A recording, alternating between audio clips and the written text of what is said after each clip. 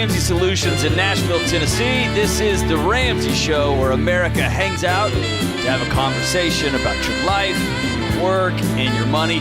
Pretty much everything.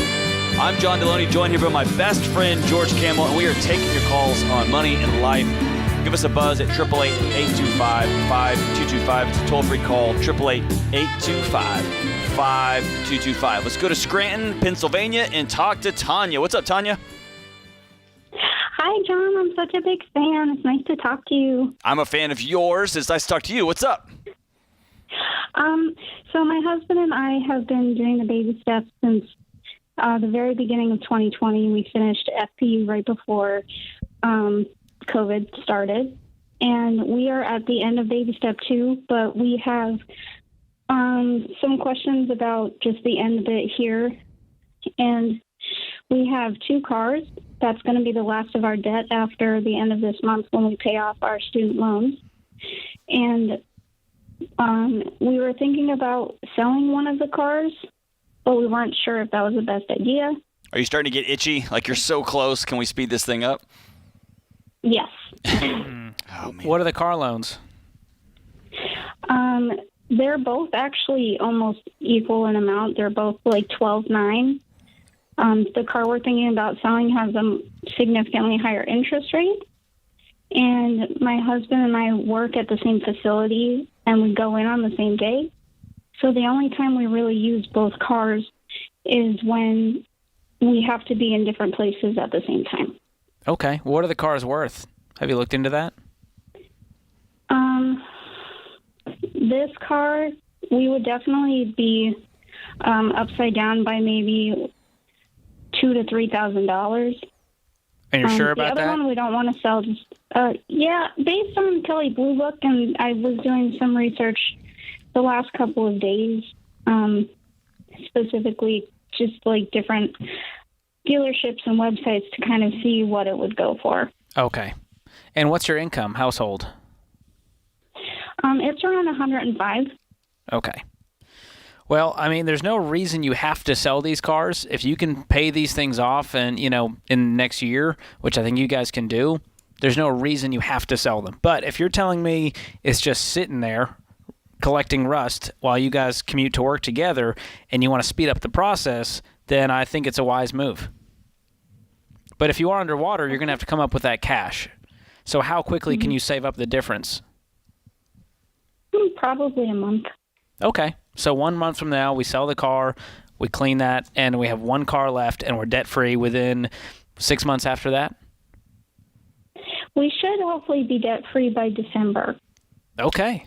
If you sell this car? If you It sell would it. cut it probably, it would probably cut it in half as to where we would need to be.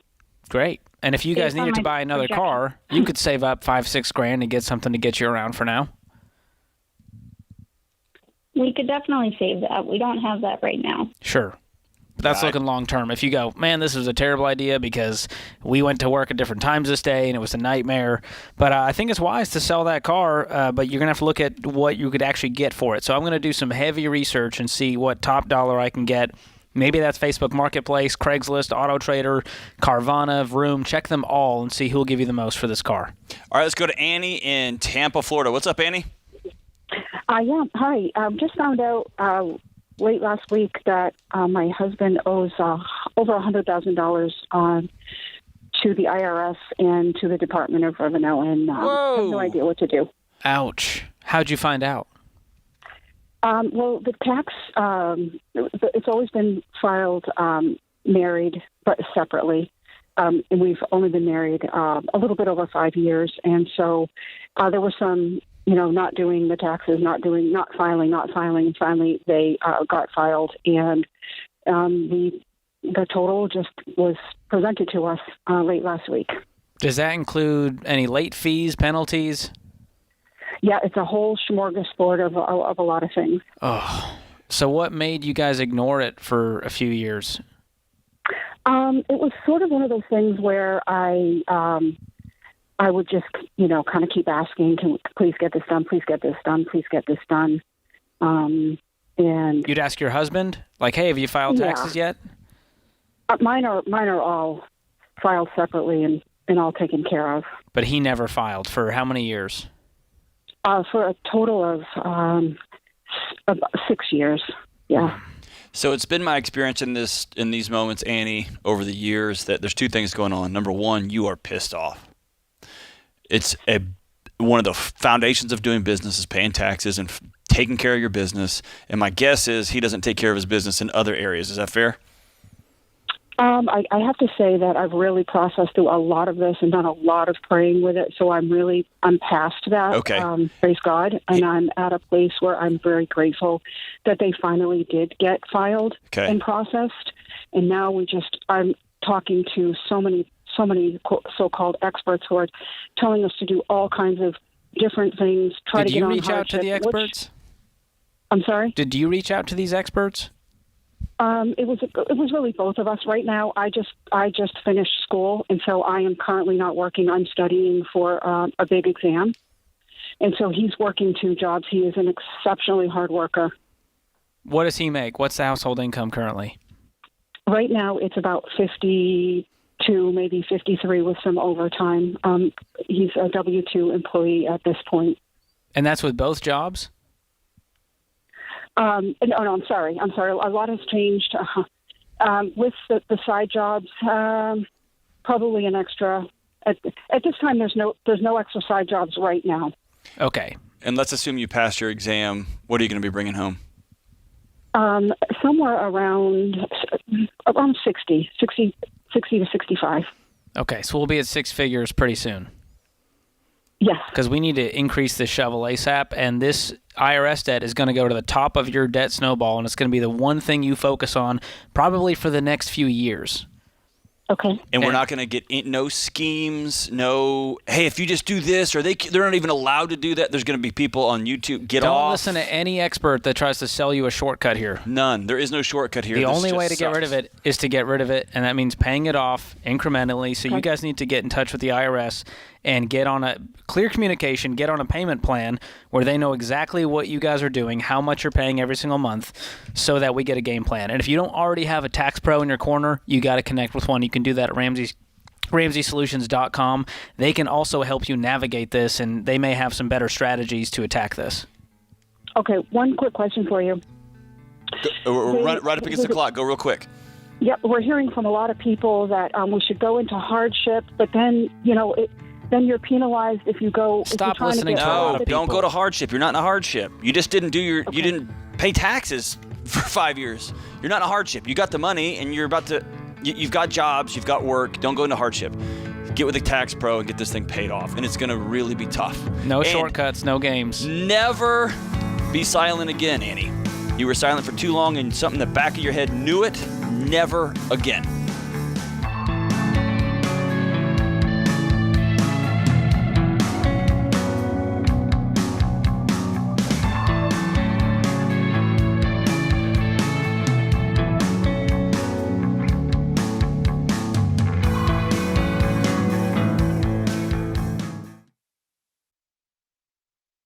Chaos. That's what it can feel like when your business is growing so fast you've outgrown your financial and accounting software. The faster you grow, the more likely you are to lose control of the numbers. And here's the reality. If you don't know your numbers, you don't know your business. That's why we use NetSuite by Oracle, the #1 cloud financial system. Over 28,000 companies use NetSuite by Oracle, including Ramsey Solutions, because NetSuite gives us a single view of everything we need to make daily decisions. Whether you're making a few million to hundreds of millions a year, NetSuite gives you the visibility and control of the things you need to grow, like your financials, inventory, HR, planning, budgeting, and more, all in one dashboard. Go to netsuite.com/Ramsey right now to get their free white paper. Jumpstart your CFO career.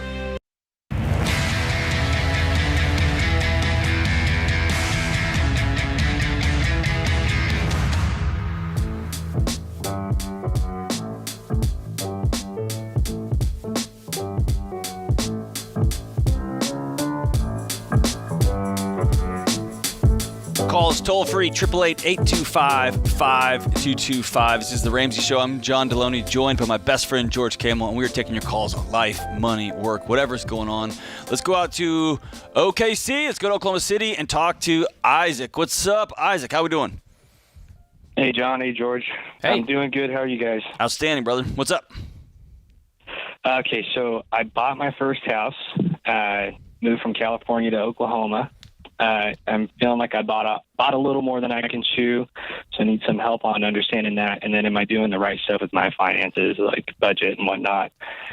Okay. So, More than you can chew, like too many rooms to vacuum, or more than you can chew, you bought way too much house. You know, it's too much, finance-wise, too expensive. like, Okay. Too much money. Okay. What's your take-home pay? Yeah. Monthly, Yeah. it's about $2,186. I make about $40K a year. Okay, and what is this mortgage payment with the property, insurance, taxes, interest, all that? So it's $1,100. Oh, my God. Whoa! Yeah. Over 50% of your take-home pay is going so that you can live in this box. Yeah. Ouch. How many bedrooms is it? Is it just you? No, so I'm married. I'm 25, married, and I got 3 boys. Okay. Does your wife got a work outside the 3-bedroom home, house. or is she home with the kids? We've literally been talking about, just got off the phone with her. They're opening up a store here. So she's home right now, but we're thinking about her getting a part-time job or doing some DoorDash during the day. Yeah, I think I'm that working remote. it's the only option right now if you want to stay in this house. How soon can you get your income up? What do you do for a living? So I do insurance. So I do like account managing. So I make Is it about commission or $40,000 salary? salary based. But is there a commission on top of that? Very small, yeah. So if I do like personal insurance, so if I sell a policy, I get 10% of the 12% that the agency gets. Is this what you were put on earth to do? Or was this just a job you stumbled into when you had your first kid, and then you've kind of been doing this? I've just been working.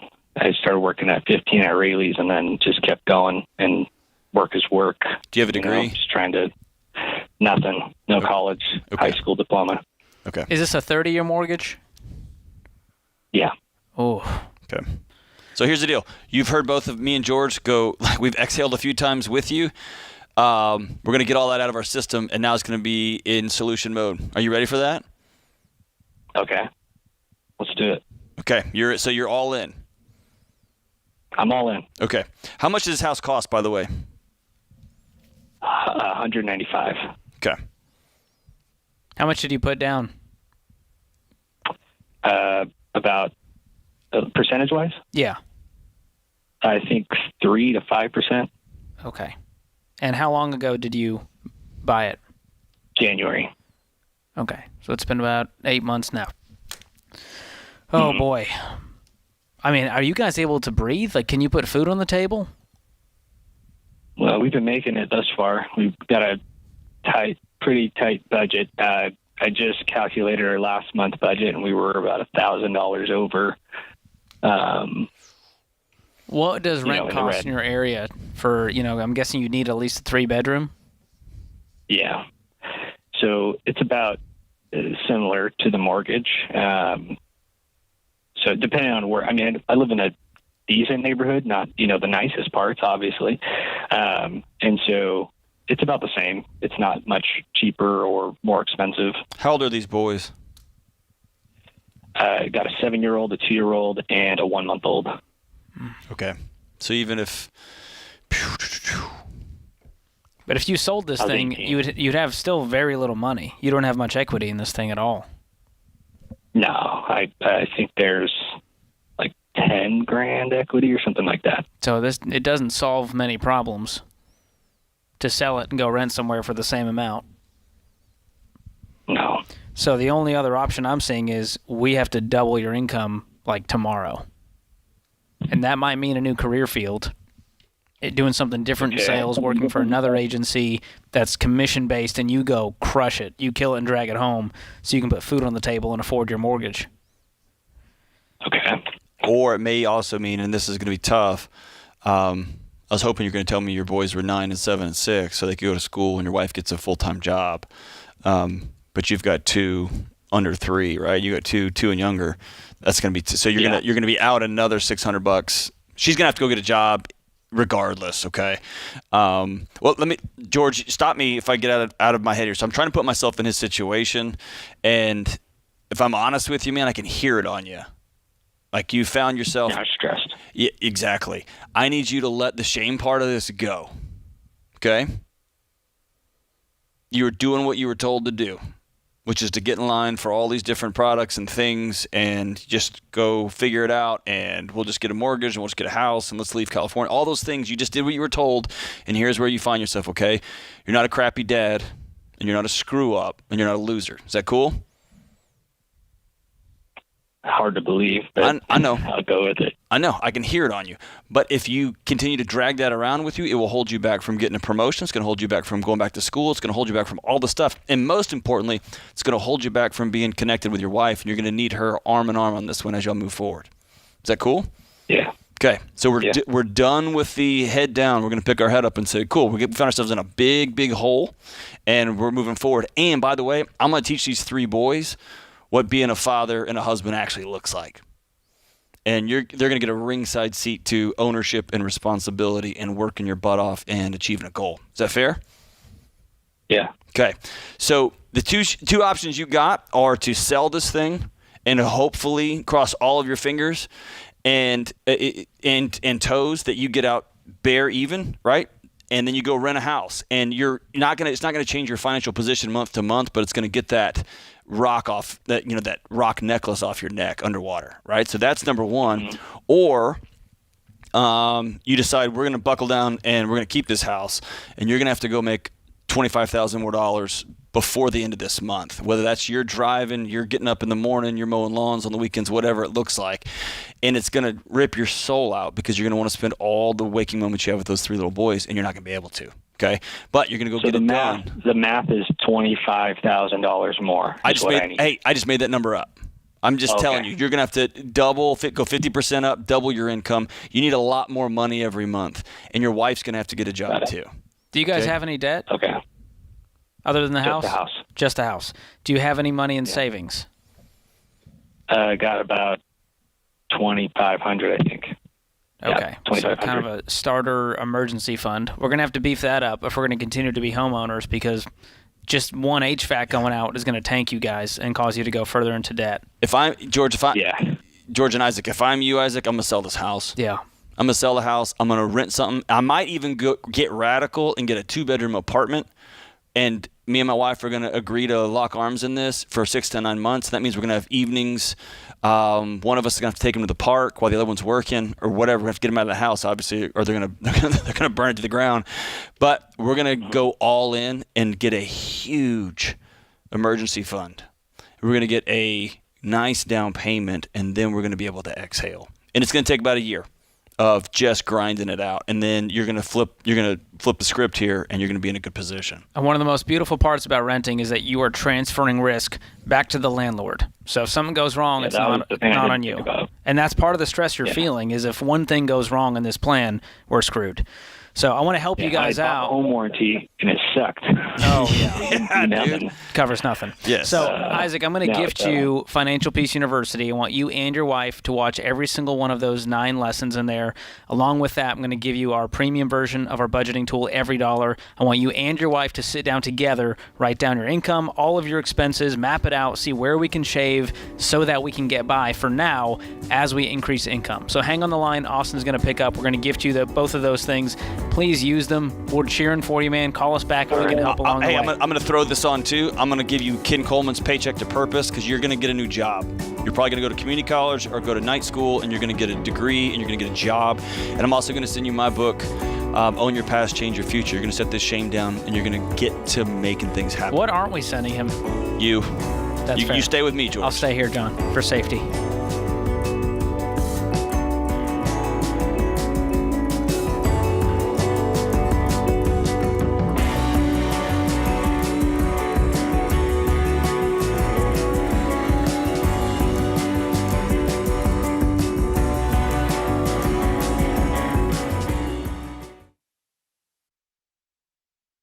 Look, I love real estate, and I want you to have a house, but I don't want a house to have you. That's why you need to get in touch with Churchill Mortgage to make sure you do this right. These guys are awesome. They'll help you get on a smarter mortgage plan because they're committed to doing what's right for you. That means they check in every year with free consultations to help you stay on the right plan. They show you how to save money and interest so you can build wealth faster. They walk you through the total cost of your loan so you can make the best choice. Basically, they care. That's why we call them Ramsey Trusted. You can achieve debt-free home ownership, and Churchill is here to help. Go to their site, churchillmortgage.com/Ramsey, to start your approval or get more information.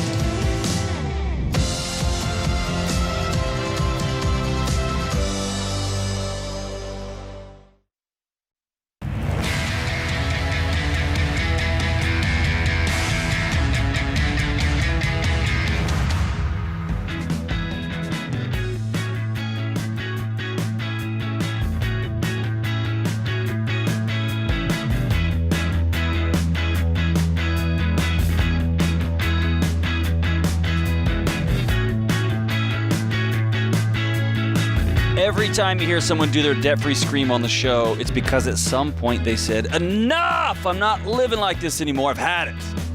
And when you get mad like that and do what they did, your life will change too. And right now, inflation and your stupid credit cards are killing you. I'll say that again. Your stupid credit cards and inflation. I had a buddy the other day say, I'd go into debt for some of my kids. This is killing you. You've started to believe that you're not in control of your money, and that's wrong. You have to decide to control what you can control, and that's you, your thoughts, and your actions. You have the power to change your future, and Financial Peace University will show you how. This course will teach you the proven step-by-step plan that's helped nearly 10 million people beat debt, master budgeting, and build wealth. Notice I didn't say, hey, just go to TikTok and get some investing advice, or go to the Instagrams. Man. But John, I'm going to start a laundromat to become wealthy and get out of debt. Knock your lights out. We need some good laundromats out in the world, but that's not the way out. It's not the way out. Follow a course that has worked for millions and millions and millions of people. You can do it. Stop letting debt and money stress control your life. Say enough and take back control. Go to RamseySolutions.com/enough. That's RamseySolutions.com/enough to start Financial Peace University. All right, let's go out to D-Town, Dallas, Texas, and talk to Melissa. What's up, Melissa? Hi, thank you so much for taking my call today. You got it. What's up? I have an issue with a used car that I just purchased less than 30 days ago, and I believe I've been scammed by the dealership. As far as the condition of the car, when I purchased it, due to a multi-point inspection that they gave me that is inaccurate in relation to what I found out that's actually happening to the car.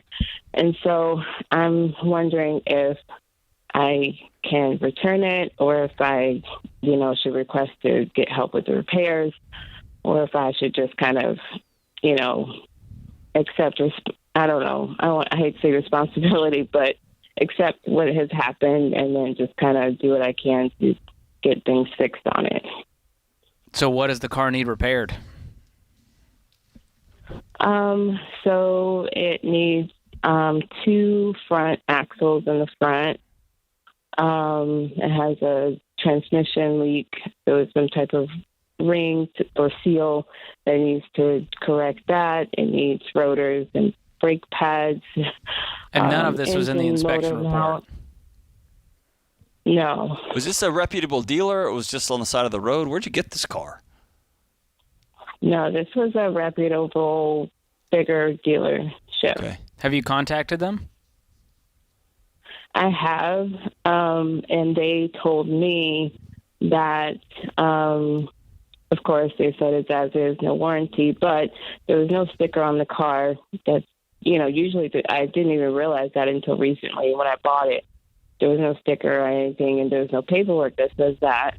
So but also they said, well, we'll just, take care of the diagnostic on the car, but we're not doing anything else beyond that. Here's what I would do. I would take it first. I would go get it a second inspection, even if I got to pay for it.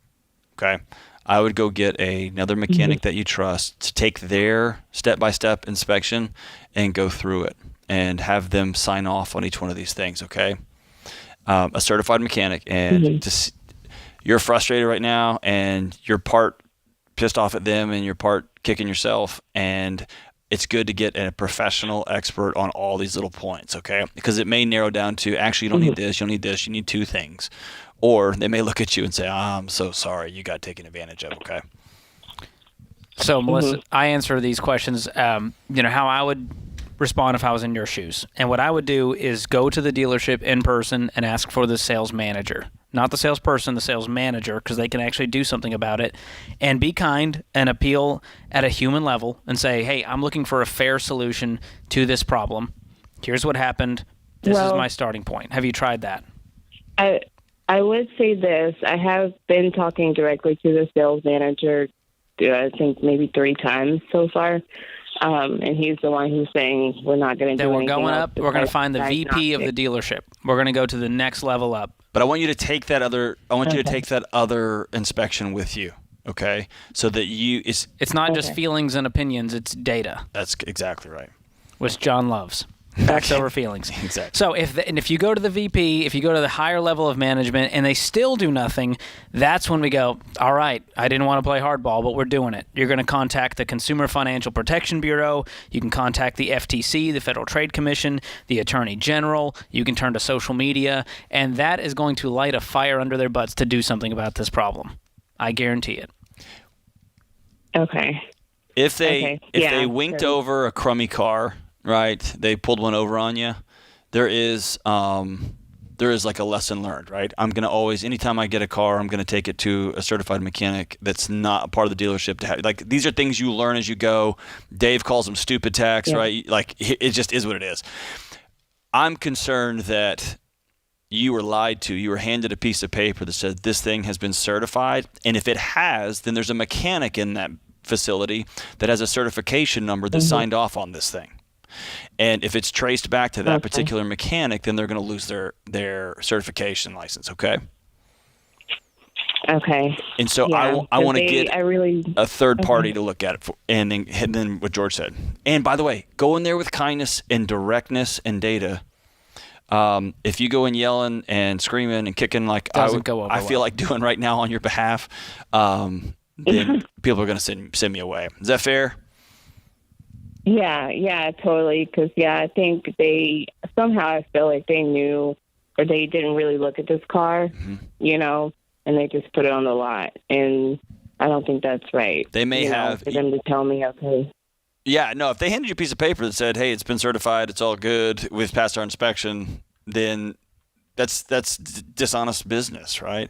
They lied to you, and they took advantage of you. And hopefully we can get this worked out. If they can't, and ultimately you exhaust these calls like that George gave you and there's nothing to come of it, exhale. It sucks. It is what it is. And then we're going to get this thing paid off. We're going to get it repaired, or we're going to get it sold, whatever.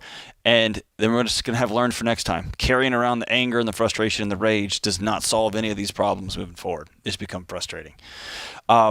George, these things make me so mad. I know. I'm one of my biggest pet peeves is like consumer issues like this, where it just makes your blood boil. And I'm not a fan of the customer is always right. They're not. Sometimes you got to fire your customers because they're crazy. But there is a level that I want to help people stand up for themselves and realize that they have options. A lot of people just go, well, either I eat it or I have to go in there kicking and screaming.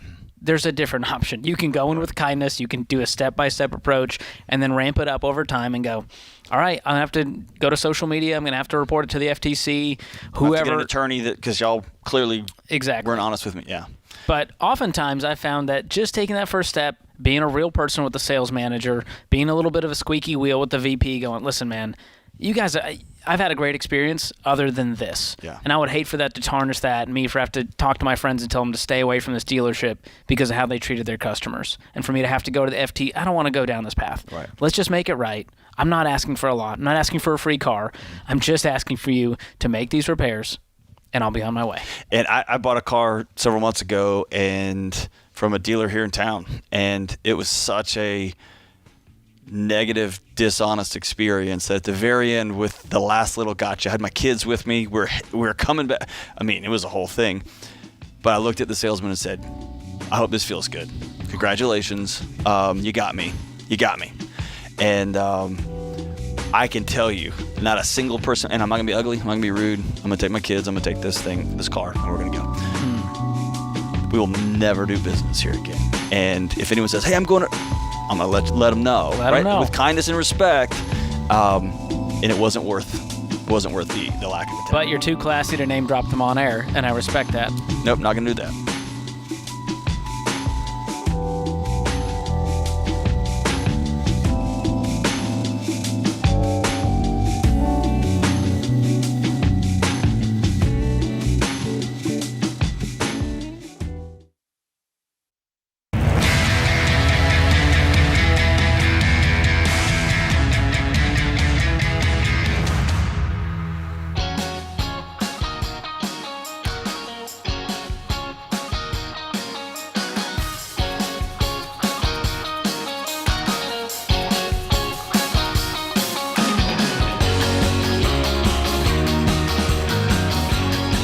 This is the Ramsey Show, 888-825-5225. Blinds.com's 100% satisfaction guarantee means even if you mismeasure or pick the wrong color, they'll remake your blinds for free.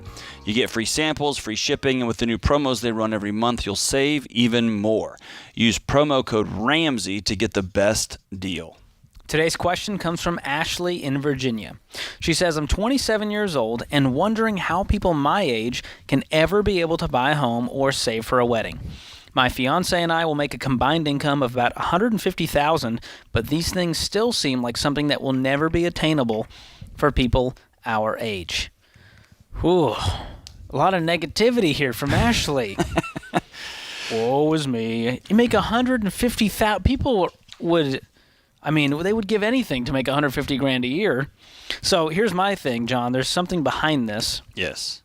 Number one, there could be a pile of debt to where they're going, well, how am I going to save for a house? I mean, I've got $2,500 in payments every month going out to lenders because of my student loan and my car payment. And the other piece of this that I'm seeing is she's probably looking at really nice houses in her parents' neighborhood, and she's looking at weddings that, you know, on Instagram that are probably six-figure weddings, and she's going, how am I going to save up for these things? And the truth is you don't. You go, we're going to do a $10,000 wedding and call it great. And we're going to DIY the little decor pieces that everyone takes home and then throws away that you hope they keep forever. Be honest, John, you've done it. And then we're going to go, what's an actual reasonable condo in our area that we might be able to save up for the next 3 or 4 years? Or a one-bedroom apartment or a two-bedroom apartment, right? That, yes, they're overpriced right now. They're expensive, no question about it.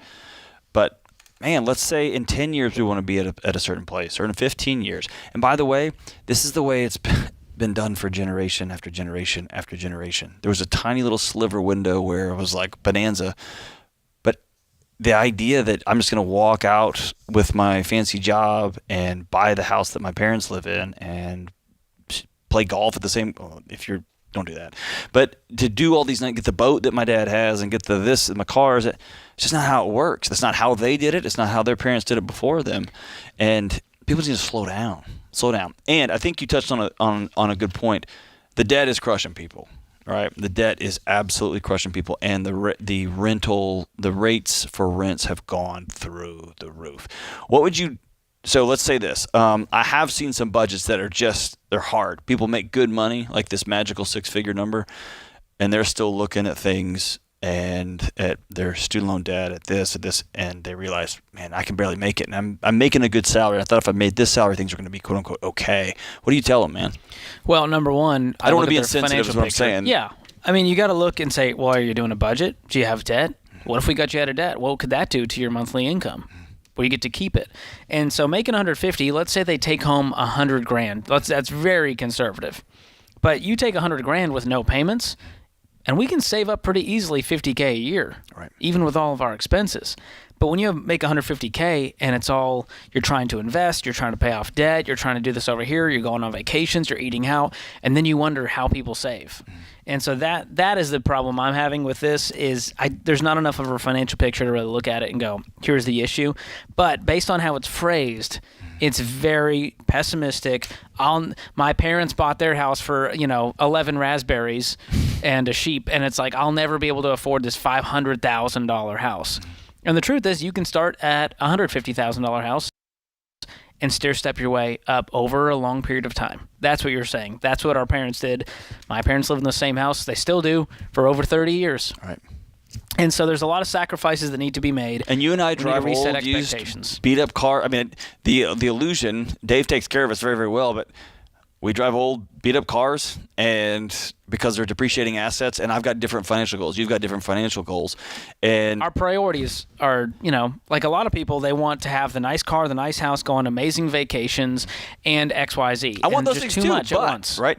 I had some buddies come up from way back in the day, some of my former students that have just gone on to do some amazing things. They came to visit me on Friday. They were up here, and then we all walked out after we spent some time upstairs on the terrace. And when I hopped in the car, one of them said, "I said, you're driving?"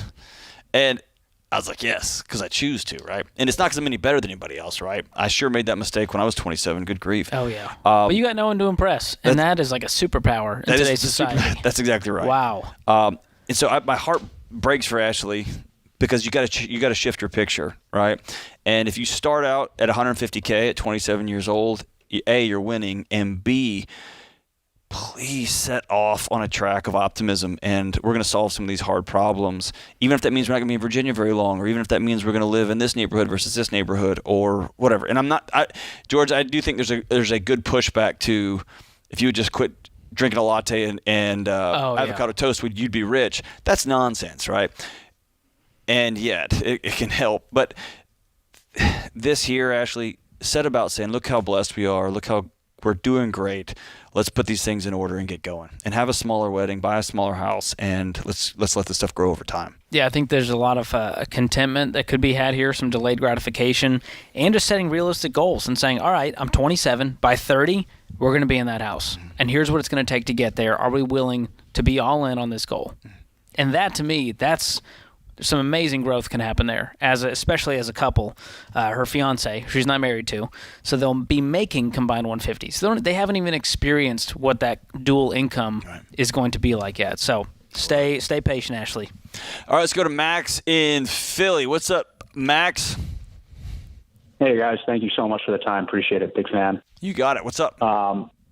So I have a side hustle that I've really kind of taken to the next level over the past year and a half. And I don't know how much of that is, COVID and people are allowed back outside at bars and stuff like that. But I'm a part-time musician. I play piano and sing. And I got a text from my wife coming home from a gig this weekend that really kind of scared me a little bit in terms of, balancing things out. She's pregnant. We're about to have a baby in December, and basically said that, the amount of time that I'm away is really kind of starting to affect her. And I don't think she's wrong, because over the last 2 years, I've basically taken every single gig that's been thrown my way, regardless of how much it pays or anything like that.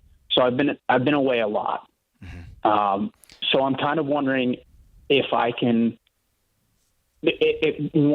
afford to kind of not do the smaller gigs, or have like a baseline price of how much I'll go and do this for. And she's not asking me to stop completely. Well, okay, so Max, obviously, Max, this does not have anything to do with your job.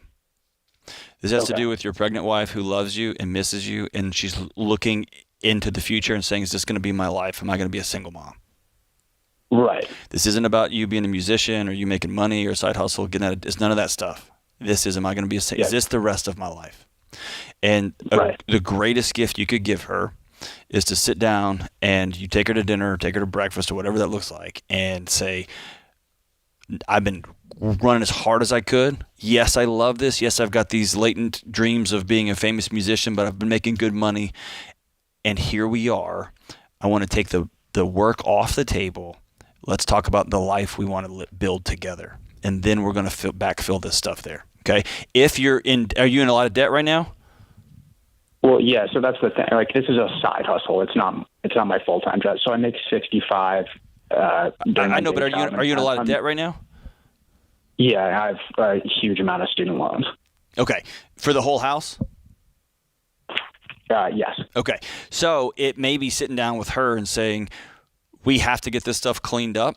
And the quicker we do this, then the more time I'm going to be able to be at home with you and with the kid and all that.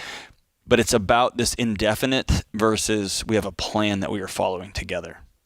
You see the difference? Okay. One of them is just, this is going to be the rest of my life. And the other is, nope, we got 7 more months on this thing, and then we're going to be solid. How much money do you guys have, Max, in savings? I have about $5,000 sitting in my account right now. Okay. I'm not sure how much she has. Let's pause the debt payoff and store up some money until mom and baby are back home safe, and then we can go attack it. But I think you guys need that security right now. But let's have a conversation about our life, and let's get on a plan together. In fact, hang on the line. We'll give you Financial Peace University as our gift for having your first baby. We're excited for you, man. This is The Ramsey Show. We'll be back.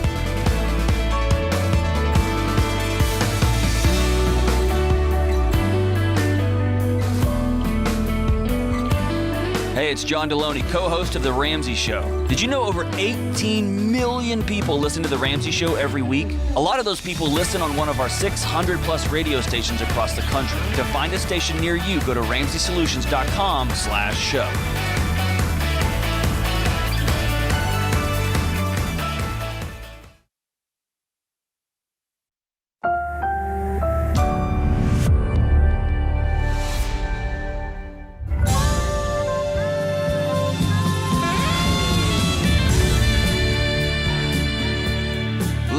From the headquarters of Ramsey Solutions from Nashville, Tennessee, this is The Ramsey Show, where America hangs out to have a conversation about your money, your life, your work, your marriage, everything. I'm John Deloney, joined here by my best friend George Camel, and we are taking your calls. 888-825-5225. It's 888-825-5225. The call is free, and that's about the value of the advice it's we're priceless, giving out. John. Priceless. That's what it is, yeah. I love it. All right, let's go to Glenn in Macon, Georgia. What's up, Glenn? Hey, what's going on, guys? First-time caller here. All right. We sound like first-time radio hosts. So what's up? Sure. Yeah. So I have a question. So I discovered the baby steps, like literally a week ago, and I'm, all hands in. My wife is as well. Welcome to our gang, man. Welcome to the gang. Thank you. So I have a situation that I wanted advice on. So first and foremost, a little background on myself. I'm active duty military, and I'm going to be leaving in about 6 months to go overseas on a tour for Europe, being away from my family. I have about $45,000 in debt right now. The biggest one being our car loan. Now, the issue with that is that when I was originally stationed in England for a number of years, and I came back stateside. When I came back, my credit was terrible, and we ended up getting this car. It was, at the end of the day, a bad deal. But we had the car for a number of years, and then all of a sudden the engine goes out. And when we took it back to the dealership, and they basically put us in a new car, we carried over the negative equity on the car. So now I started off the loan, starting off paying $37,000 on a car that's valued pretty much at $21,000, even brand new. And I want to know, what should I do with that car? Should I sell it? Should I try and go for something cheaper?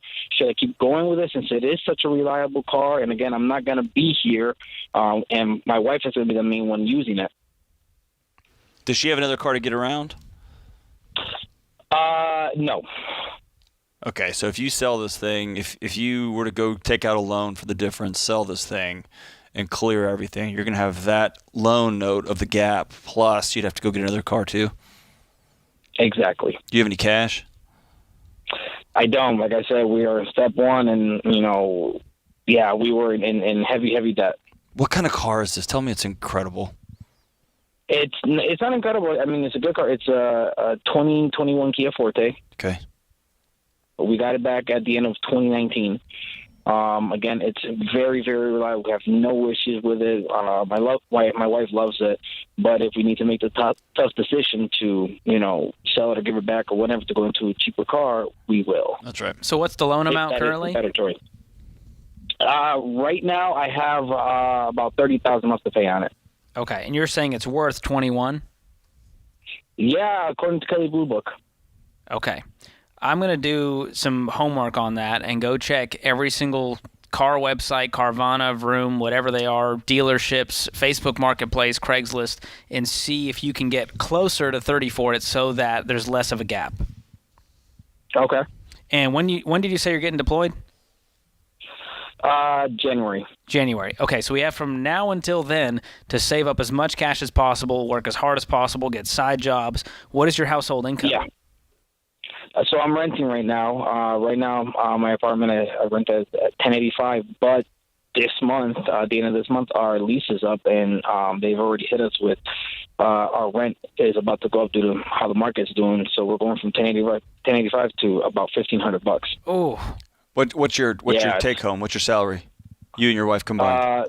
So I'm the only one working right now. My wife is a student. Due to the fact that she's European, so a lot of the places, because she's still going through the USCIS process, a lot of the places aren't gonna. Yeah, like they'll hire her, but at the same time, because we can't update her or renew her visa or anything until the month of her expiration. They see her as unreliable just because they don't know anything. Hey, can I just say, dude, I'm so sorry that you have to go through that. I worked with students so much, extraordinary, brilliant, wonderful students, also trying to earn money to eat with while they were being students here. And it's such a maddening, insane process. And then you top it off, you've got somebody who's dedicated his life to serving our just, dude, on behalf of you, know that I know that's wrong too, okay? And it makes me mad too. It's not going to help you do anything, but golly, it's ridiculous, man. It's so frustrating. Can she get a job on campus? That's been the only way around it that I've seen. So with her, it was she's the real trooper in the family because when she's from Spain, and she had already done all her high. She was already in college in Spain when we met. Mm-hmm. When she came over here to the States with me after we got married and had our daughter, her college credits wouldn't transfer over here. And the process to even transfer them, it's like the amount of money that we have to pay is enormous. Hey, hold on. She started out. I want you to check with a couple of schools on that. Is she? Okay. Are y'all too far down the road? Yeah, like I said, so my wife ended up starting from square one and earning again her American high school degree here, and she's about to be done with everything in order to enter school over here because again, the military at least pays for all that. Okay. But yeah, she started from square one, high school all over again in languages she's not used to, and she speaks 5 languages. So it's just like, wow, all this wasted potential for so long just because she didn't have the correct credits. Yep. Okay, Glenn, what's the other 15 in debt? You said you have 30 on the car loan. What else? Yep. One loan that I'm almost done paying off, an unsecured loan, and the rest is in credit cards. Okay. And you didn't tell me your income. What is that? What's your take-home pay every month? About $4,000. Okay. Can you see if there's other apartments that will rent to you for closer to what you were paying? I could try, but again, it's gonna with me moving so soon, I'm not even sure if it's gonna be worth it at the moment. Where's she gonna live? The reason she's gonna stay here in the same apartment that I'm at because as soon as I'm done with this tour, this 1-year tour, we're going to be moving someplace completely different. Where the military is going to be sending me, I have no idea yet. Can she roll into base? I know it's not ideal, but it could save you a whole bunch of money while you're gone, and give her some community too. Yeah, we can. That is an idea. The only thing that we're afraid of is taking our daughter out of a school system that she's really thriving in. Yeah, that's fair. And if there's not, I get that. Man, I'd love to see y'all knock this debt out though. Yeah, I know. Right now, even for the next 6 months, I'm looking at picking up, like I've heard you guys say, and some of the other shows, pick up a secondary job, some delivering pizzas if I have to. You might need 3, man, but right. I'm selling this car. You're going to have to go to your local credit union, take a loan out for the difference, but try to make that gap as short as possible, stack up as much cash as you can, get her a car, clean this mess up before you head out. That's the best thing to do for your family. And thank you so much for your service. And America, we've got to get this stuff figured out. Gotta be able to help these folks get work. We'll be right back.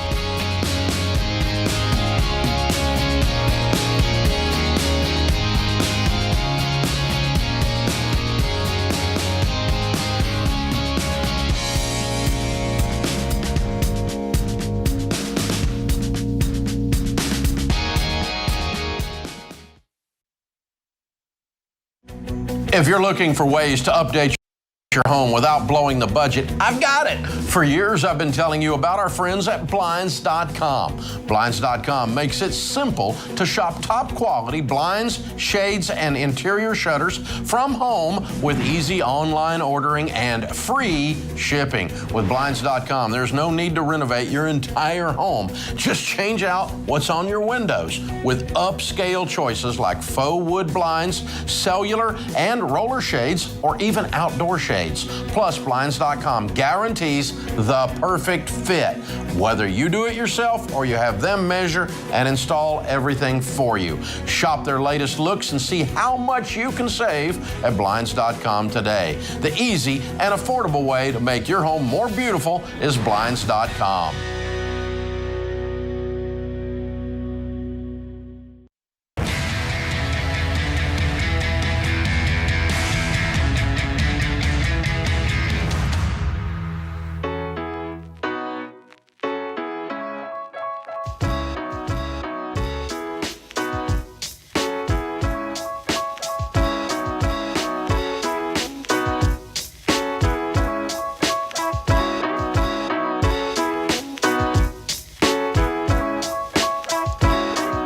The Ramsey Show, 888-825-5225. How many times have you found yourself saying, one day, when thinking about a goal you have, one day I'll be able to buy a house, one day I'll be happy with my career, or one day I won't have to battle with anxiety anymore?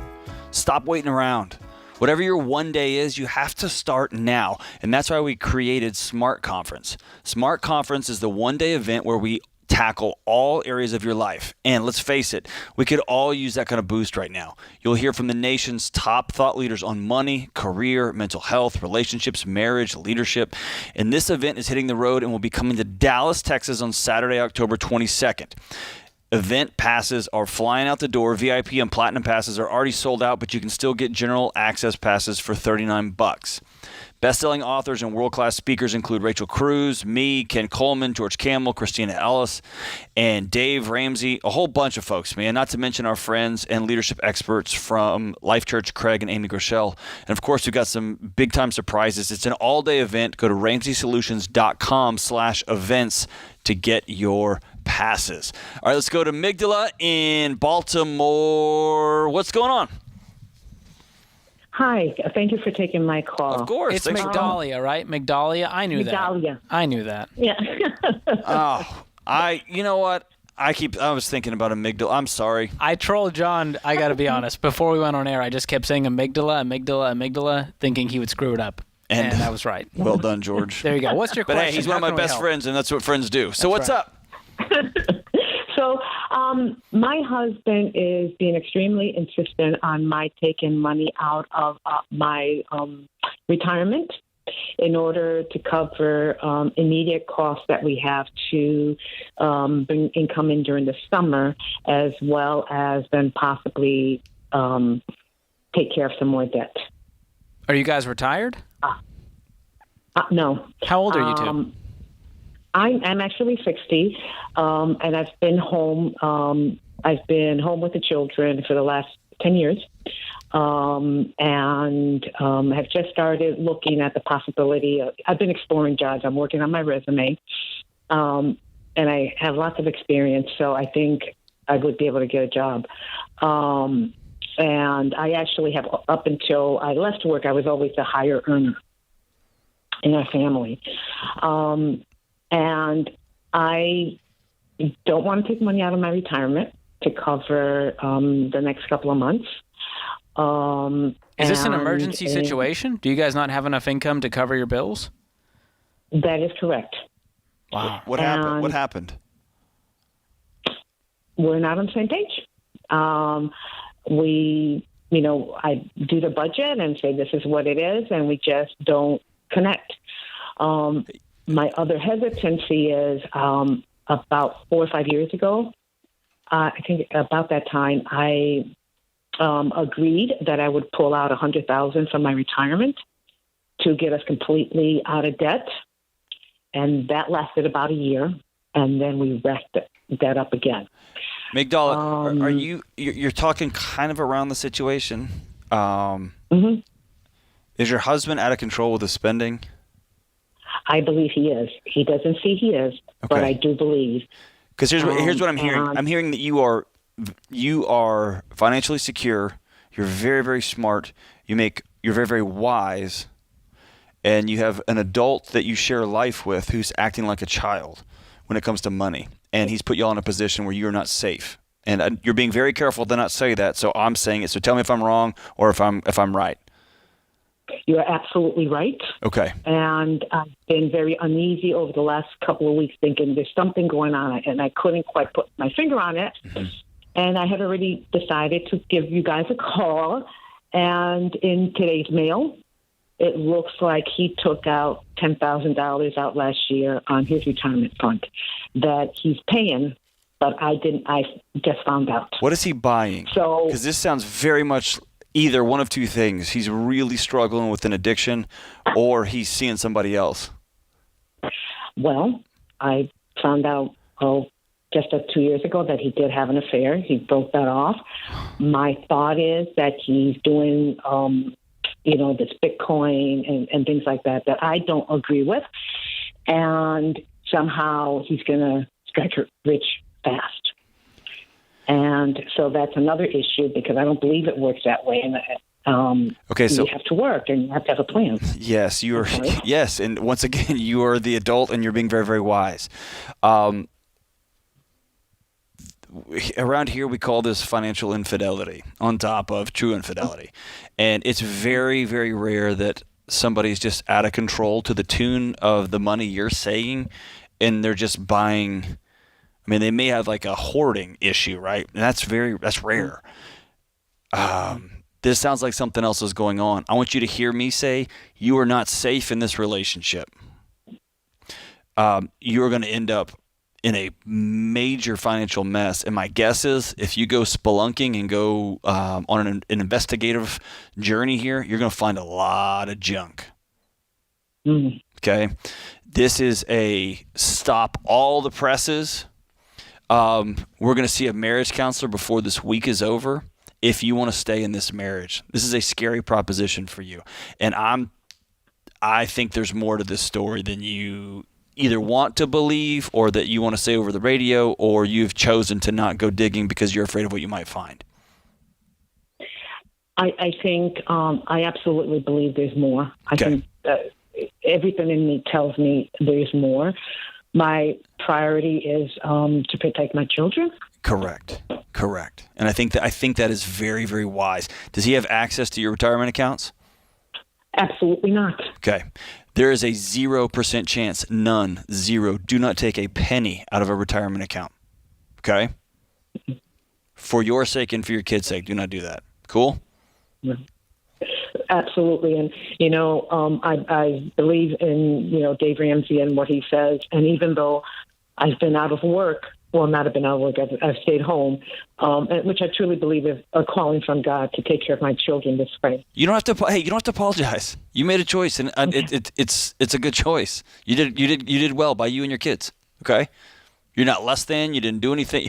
You may have a guy in your house wanting you to go make some more money that he can go blow on whatever the crap he wants to buy, and he may have beat you down with that over the last few years. But good for you. I'm glad you made a good choice for you and your kids. But your marriage is on very, very thin ice, and you know that, right? Absolutely, I do. Okay, it's time to address that head on, because this is part of money conversation, but this is a much, much bigger deal. Mm-hmm. So is he the only one earning income right now? Do you have income outside of his? No, and that's why over the last couple of weeks I started putting the word out. I'm working on a resume so that I can actually start doing hopefully some part-time work. You've heard the Dave Ramsey Gazelle Intensity? Oh, yeah. Okay. This is Gazelle Intense about you getting an income. Mm-hmm. Okay? You aren't safe in the situation you are in. And I'm telling you this because I love you, and I'm frustrated that somebody has treated you this way. I'm also frustrated that everything you've told me about your professional life, about your parenting, you are very, very wise. And for some reason, you've chosen to not listen to yourself on this one. And I want you to start listening to you on this one because you're right. You know how bad this is, don't you? I do. You do. Okay? For you are worth more than this mess. Okay? Okay. Are you? How old are your kids?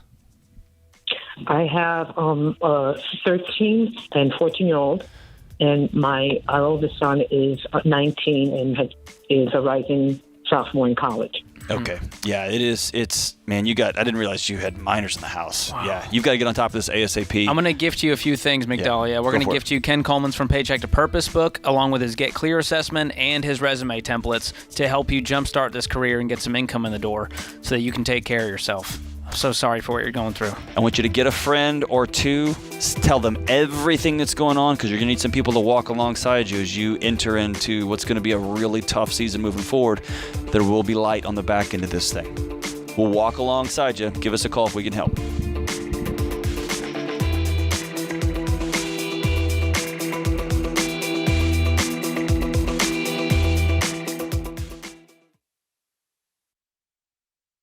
We were drawn to Christian Healthcare Ministries because we both had young families and we wanted to have more children. And we had also just started a real estate company and needed to find healthcare coverage that would meet our needs. We were attracted to CHM because of its low monthly costs and the ability to negotiate medical costs down. Established in 1981 and accredited by the Better Business Bureau, CHM is here to meet the needs of your growing family or small business. Check us out at chministries.org/budget. We absolutely believe in it.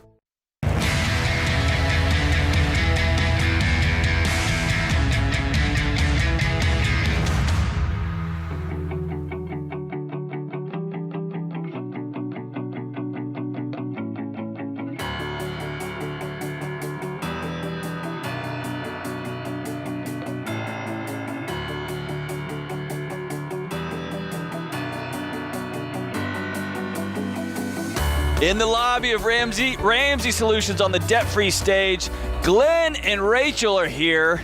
And I'm just assuming that y'all aren't two folks who just wandered up and grabbed a couple of headsets, but you're here because you paid off everything.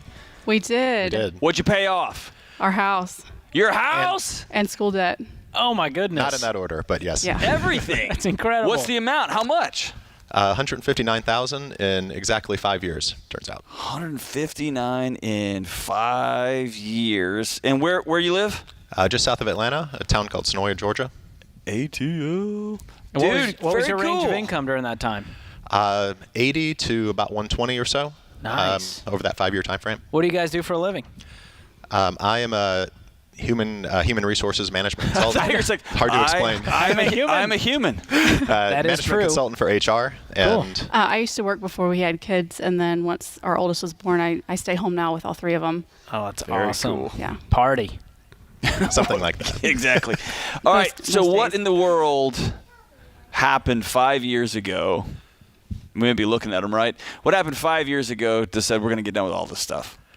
Yeah, for me, so our middle kid, Cal, was born about 3.5 months early. Rachel was 24 weeks pregnant when he was born, and 50-50 chance of survival, immediately sent to the NICU. My experience taking her to the hospital, sitting down, hearing the doctor give us that update that, hey, baby's coming, there's nothing we can do to stop it, and here's the situation. My first thing that went into my mind was, oh my gosh, how much is this going to cost me? And my second thought was, how dare that be your first thought? Mm-hmm. Seeing, and thinking and reflecting now how scared Rachel must have been, how scared I was, and my first thought being, I'm in grad school now. Feels like we're paycheck to paycheck every time, but we weren't exactly, but it felt that way, and that was my moment that we weren't going to be there ever again. That we would, anything from there would be a financial inconvenience at best for us. So that was I don't know if you had a separate thought or moment, Yeah, but that was it for both me. got on the same page just about then. Pretty quick. That's a scary, scary moment. It's intense. You've been doing this for 5 long years. Through 3 of which have been just a dumpster fire, right? How have y'all kept this thing going through that chaos? Plus, by the way, just throw 3 little ones into the mix, right? Right. We definitely made it a point to reward ourselves at certain points. We had a pie chart posted on our garage door. We saw it every single day. It was this big green pie chart, started with our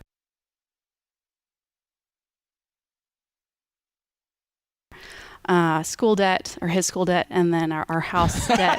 Hold on. Our school debt, his school debt. we both graduated with no debt, which we were really proud of, and then had to go into it a little bit for grad school, which was fine. Yeah. But that was a good motivator on our door to color in the little slivers. But we rewarded ourselves with trips and special things because we made it a point not to spend and to say no, which was really hard for me at first. Wow. So what made you guys go, we're going to pay off the student loan debt, but then go straight into the mortgage and keep plowing through? So the student loan debt we got through quicker than we expected by several months. It was about 38 or 39,000 of that in total was student debt.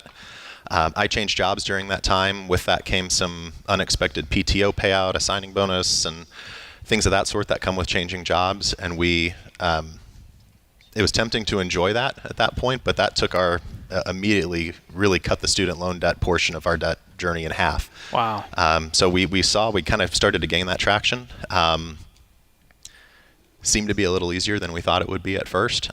Built up the emergency fund with the rest of that and decided we had already been doing a little bit of the extra payments here and there on the house, kind of taking that 30-year mortgage down to a 25-year to a 20-year on the amortization schedule, and I'm an Excel nerd, so I was all about that kind of stuff. We'd shave off another 5 years if we put an extra 75. That was the fun part. Exactly. Yeah. So when I showed that to her, we kind of went through the nerdy Excel stuff and said, if we do this is what we save. This is what we're not giving back to a bank in interest.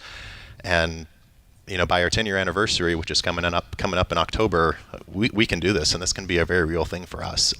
It's incredible. And, once we got that traction, it was game on. Wow. And so usually a couple has a spreadsheet nerd, and the other person's like, yeah, that's cool, but what if we just had joy and laughter in our lives? Could we have some of that too? How'd you balance?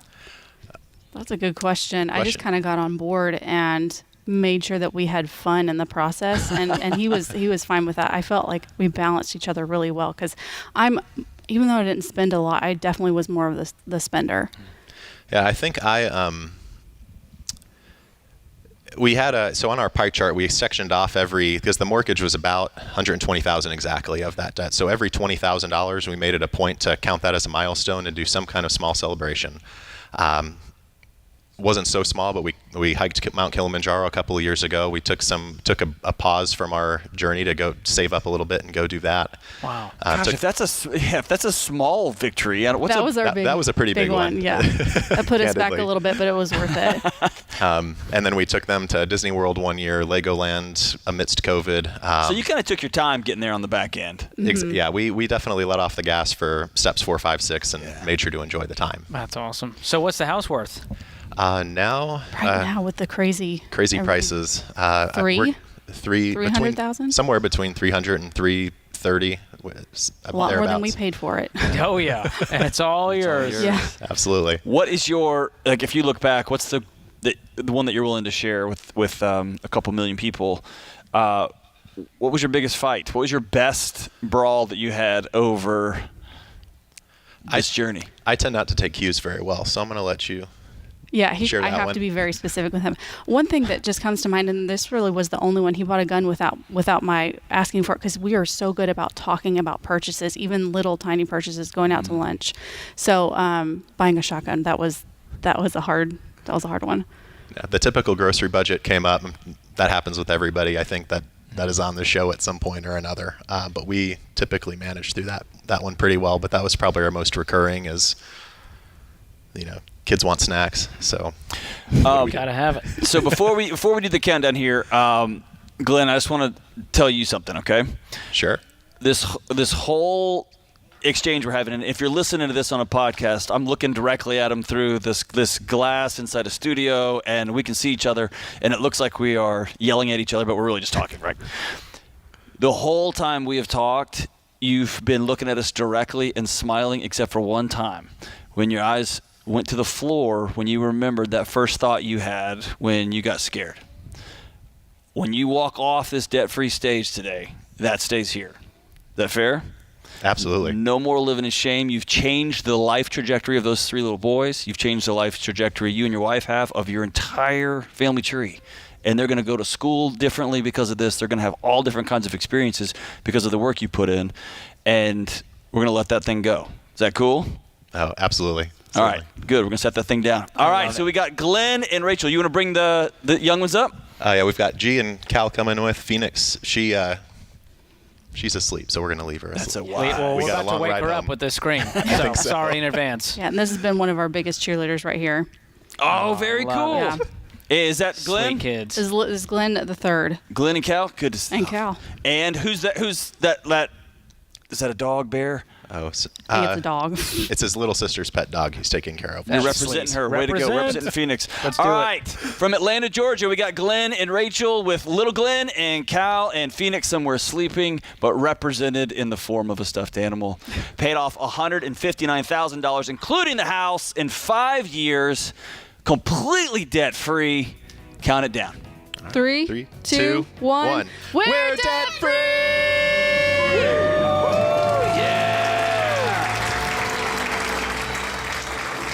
Got to use their outdoor voice indoors. That's a good day, John. Feels good. That is a good day. Feels good. We love to see it. All of it, including the house. That's how it's done, America. One step at a time. You can do it.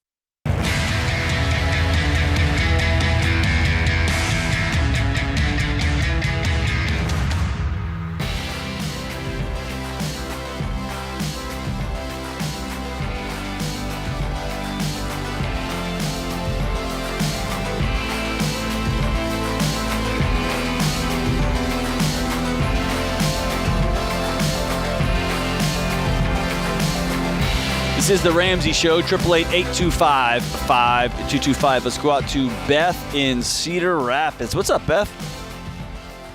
Good. How are you guys? Fantastic. What's up? So I have a bit of a situation. I'm hoping you guys can give us some advice. My husband and I, we are moving to a new state, and we're finding that we might have trouble getting a mortgage for a new house. Basically, according to our mortgage provider, we might have to find a house and close on a tight debt timeline, or risk having to use like a subpar loan or raise our credit score somehow to qualify. And we just need some advice, and I can give you more details if that helps. Okay, so you sold the house and you have net proceeds and you're about to buy another house? Yep. Okay. And you're saying, what's the deal with your credit score?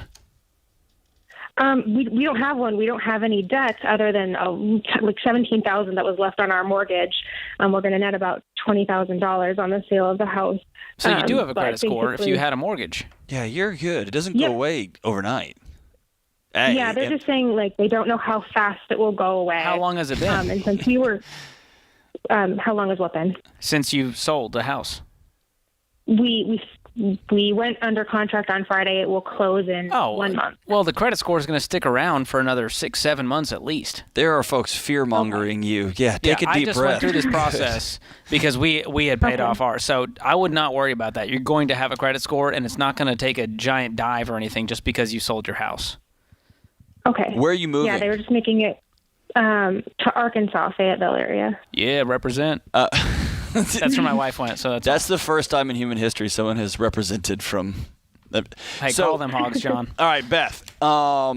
Here's my recommendation to 99.9% of the folks who are moving state to state. I did this when I moved from Texas to Tennessee. I recommend it to everybody. Do not buy a house. Go rent a house for 6 months or a year. And I know it's a pain to move twice. It's the worst. I know if you got kids, it's even double and triple worse.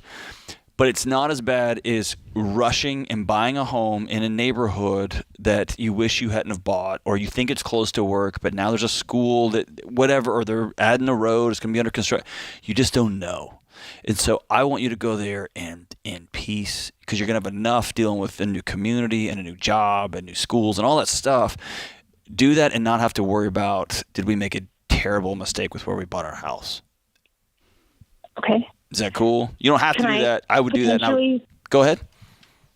Could I potentially throw a wrench in the situation?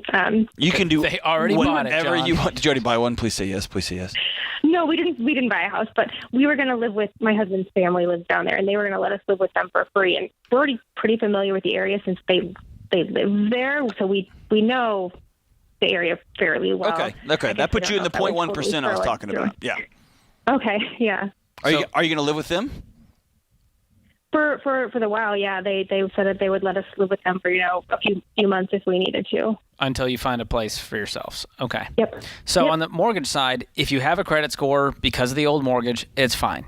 You don't need to go raise it. You don't need to go into debt. Just carry on, find a house. You're going to be fine. You're going to have a fine score if you paid your mortgage on time every month. If you don't have a score, which I know you will, but if for some reason you didn't, you can still get a mortgage without a credit score through a no-score loan or manual underwriting. So when you say they told me, who's they? Churchill Mortgage. And what do they say exactly? Basically, they said if we don't close, potentially within 4 to 6 weeks on a house go under contract, there's the risk of our credit score plummeting to the range where we wouldn't qualify for a loan, and we'd maybe have to wait until it goes to zero or try to rent and go through the manual underwriting process. And I just haven't seen it plummet. What would happen is it would just disappear, but it's not going to go down. There's no zero credit score technically. It just becomes indeterminable. The lowest credit score you can have is like a 300. And so it's not going to plummet. I think who you talked to may have been misinformed about credit scores, but in my experience, that has not been the case. So you're going to be fine. And if you have any issues, you call us back, and we'll walk you through it. We can get in touch with Churchill and navigate this. But you guys are going to be just fine. Yeah, and it may be something where I'm trying to think, man, where the mortgage person says, all right, here's the deal. In the next 4 to 6 weeks, if you don't do this, then you're going to start this process here. And in the transition or in the panic of buying a house, selling a house, all this, we're going to move states. It sounds like it's an end of times thing. I've just never heard anybody. Yeah, unless you have other type of debt and you're mismanaging that and not making payments. But if you just had the mortgage and you sold the house and you're not touching any other debt, the credit score is going to stay pretty much where it's at for a while. So I've never seen it just plummet because you sold a house. In fact, again, I didn't even check it, but when I moved from Texas and sold my house and came here, I rented for 2.5 years. Before I bought a house, had zero problem with it, right? And I did a conventional 15, so I didn't have any problems. So I don't know what I'm missing here, George. But. Yeah, I think she's going to be fine. Here's something I'm not missing, and this is not a bit or anything. This is me being honest. I've told you I've told on air about my addiction to jelly beans and gummy candy. And when I look out in the audience, there's some representatives from Jelly Belly out there. Oh, man. How cruel. I know. And you admitted, John, like it was a confessional booth that you pounded some jelly beans after a workout this morning? Are you okay? I'm great now. Yeah, I was just leaving the house, and I thought before I leave, I circled back, and I did have some jelly beans. I didn't work out, but I also didn't eat jelly beans, so I'm pretty sure we're on the same wavelength. We just netted out. There it is. I did encourage them to have a new flavor called Debt Freedom, and so if you guys see that happen, know it was because of me. I'm going to give that a 0% chance it gets through. But imagine being able to say, what does that taste like? Debt Freedom. That's a cool line. Worth it. I prefer like raspberry or fruit flavors or whatever. But anyway, all right, let's go to Jeremy in Midland right quick. We're running up against the clock. What's up, Jeremy? Hey, I appreciate you taking my call. You got it, my man.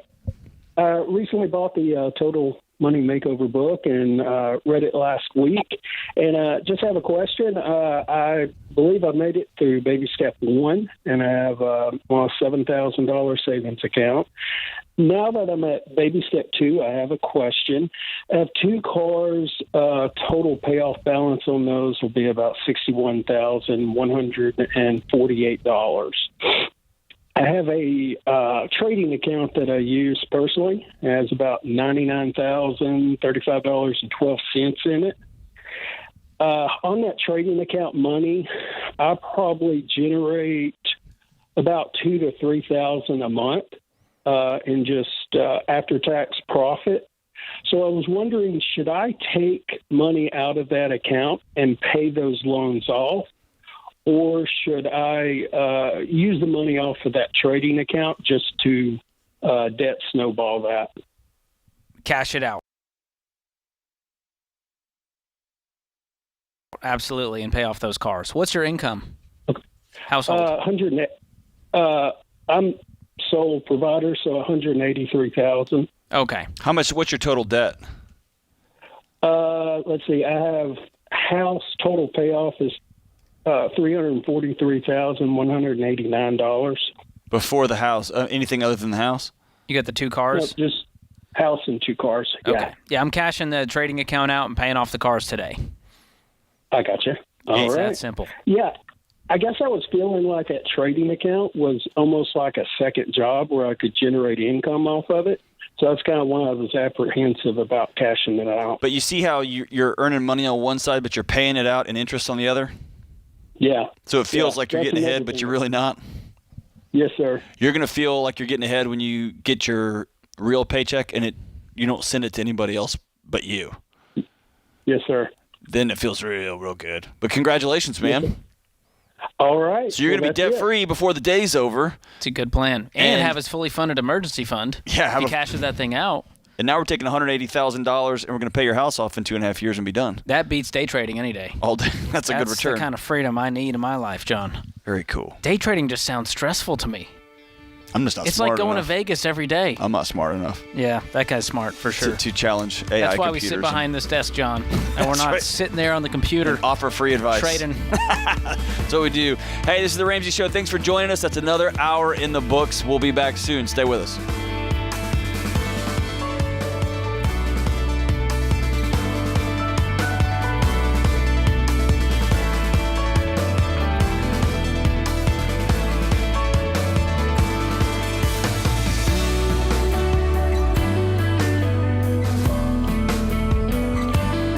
Do you love a good Dave Rant?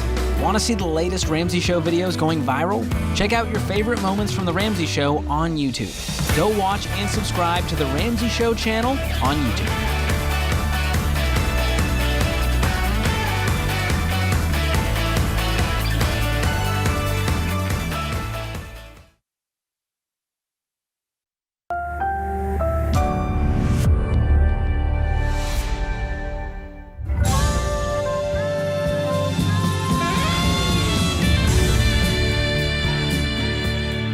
Live from the headquarters of Ramsey Solutions, this is The Ramsey Show, where America hangs out to have a conversation about your money and your life and your marriage and your parenting, your work, pretty much anything. Give us a shout at 888-825-5225. It's a toll-free call, 888-825-5225. I'm John Deloney, joined here by the single greatest friend a guy could ever have, George Camel, the greatest... I'm telling you, you just said John, speakers. a single Venmo, and he'll sing your praises. It's amazing how that works. No, see, you're just minimizing yourself, man. You're a great friend. You're an incredible colleague. One of the best speakers and radio voices I've ever seen. Wow. Keep going. Keep It's going. fantastic. John doesn't even have Venmo. You're off the grid, man. No, I have this cool... yeah, I got to check. I'll write He you a only check. accepts Sacagawea coins. I don't even know. He's that old school. They made me uncomfortable. But we're best friends, and that's okay. That's what friends That's what do. we Let's do. go to Miranda in West Palm Beach. Hey, Miranda, what's up? Hello there. What's happening? Not so much. we just discovered, my husband and I just discovered your channel about a week and a half ago. Welcome to the madness, Miranda. Seriously. What's up? We just had our third child, and we kind of dug ourselves a little bit of a mess, and basically calling to ask for help on how to clean up our debt. Very cool. When was your baby born? 10 weeks ago. May 20th. Congratulations. May 20th. Wow. Girl or boy? A little girl. Did you name her Georgina? Close. Her name's Jillian. Oh, that would have been so awesome. That would have been cool. I love it. Okay, so let's help you tackle this debt. How much is the total debt? All right. Total is $31,000, not including our house. All right. And what kind of debt is it? Break it down. So my car is $900. Total? Or is that monthly payment? No, $900 left. Oh, wow. Awesome. Okay. On my car. We have about $15,000 in credit card debt. And then another $15,000 on our other car. Okay. What's that other car worth? About $24,000. Ooh. And what's your household income? We're about $75,000. Okay. Cool. So you're making 75. You got 31 in debt. Do you have a $1,000 emergency fund? How new are you to this? To the baby steps? We do. Any money outside of that? Yes. So our first question about that emergency fund is: do we take that out of our savings that we already have, or is that supposed to be a new $1,000? You're saying you already have it in savings? Yes. Okay. Well, anything beyond the $1,000 in savings, we're going to use to tackle the debt. So all that should be sitting in there is that $1,000. Okay. And let me speak to this, Miranda. This should make you super uneasy. Okay. Right? You should feel like, hey, we have 3 kids. What are you talking about, lunatics? What if something... Exactly. That's exactly right. This is the feeling that you're not safe and that your family is balancing on the razor's edge, and it is. Okay? So we want to get this debt paid off, and then you're going to feel a safety and peace on the back end of this that you don't even understand yet. Okay? Okay. Here's a crazy idea, though. I'm just looking at these numbers and thinking about those 3 babies going, we could sell the car for 24 and we owe 15. That gives us 9 to go get a different car. Mm-hmm. Can you buy a car with $9,000? Yes. And it won't be pretty, and you'll be embarrassed to pull up to places, and nobody cares because you'll be debt-free. Okay. I mean, that would clean up a good portion of this debt, leaving you with pretty much just the credit card debt and making, in the 70s, you said? Yes. And how much do you have in savings? Right now, $4,500. Okay. So we just took that, that's $3,500 against the 15, right? So we're down to like $12,000. See what we're doing here? We're moving quick. I feel good about this. Quick. Now, you don't have to sell the car based on your income. It's not what's killing you, but if you're looking at this mountain going, oh my gosh, that's kind of a fun, quick fix because cars are one of the only types of debt that you can kind of reverse by selling it. John can't sell his PhD, although I would buy it. It's not worth much, though, with my brain. So that's the plan. It's going to involve some sacrifice. Are you at the point where you're willing to make some sacrifices? Oh, yeah. Okay. Absolutely.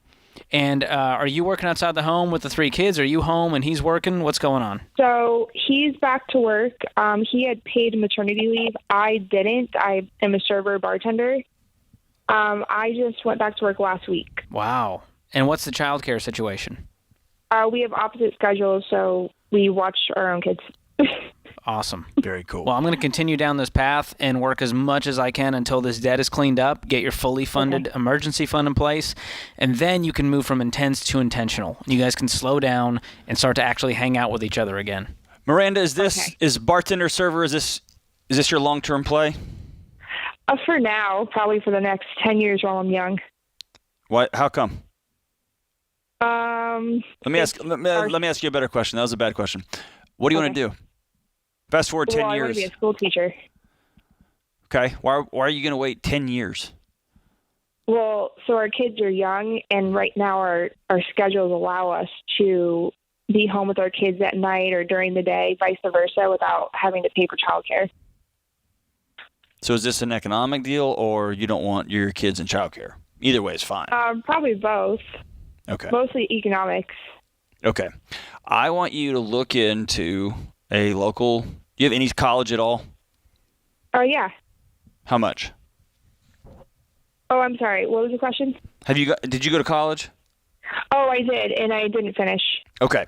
I want you to see where you are, how many credit hours you have, and I want you to go check in with a local either community college or local state school in your area and see what kind of online classes you can start taking, just nickel and dime in your way. Like 1 a semester, maybe 2 a semester, 1 in the evening, 1. Slowly make your way towards getting that degree and that teaching certificate. I did my counseling PhD that way, where I just took a class a semester, 2 classes a semester, and I looked up and it was 5 years later. And suddenly I had this incredible credential that really opened the world up for me. Okay? What I don't want you to do is wake up in 10 years and think, now I'm ready, and now I've got another 3 years or 2.5 years or 4 years towards this.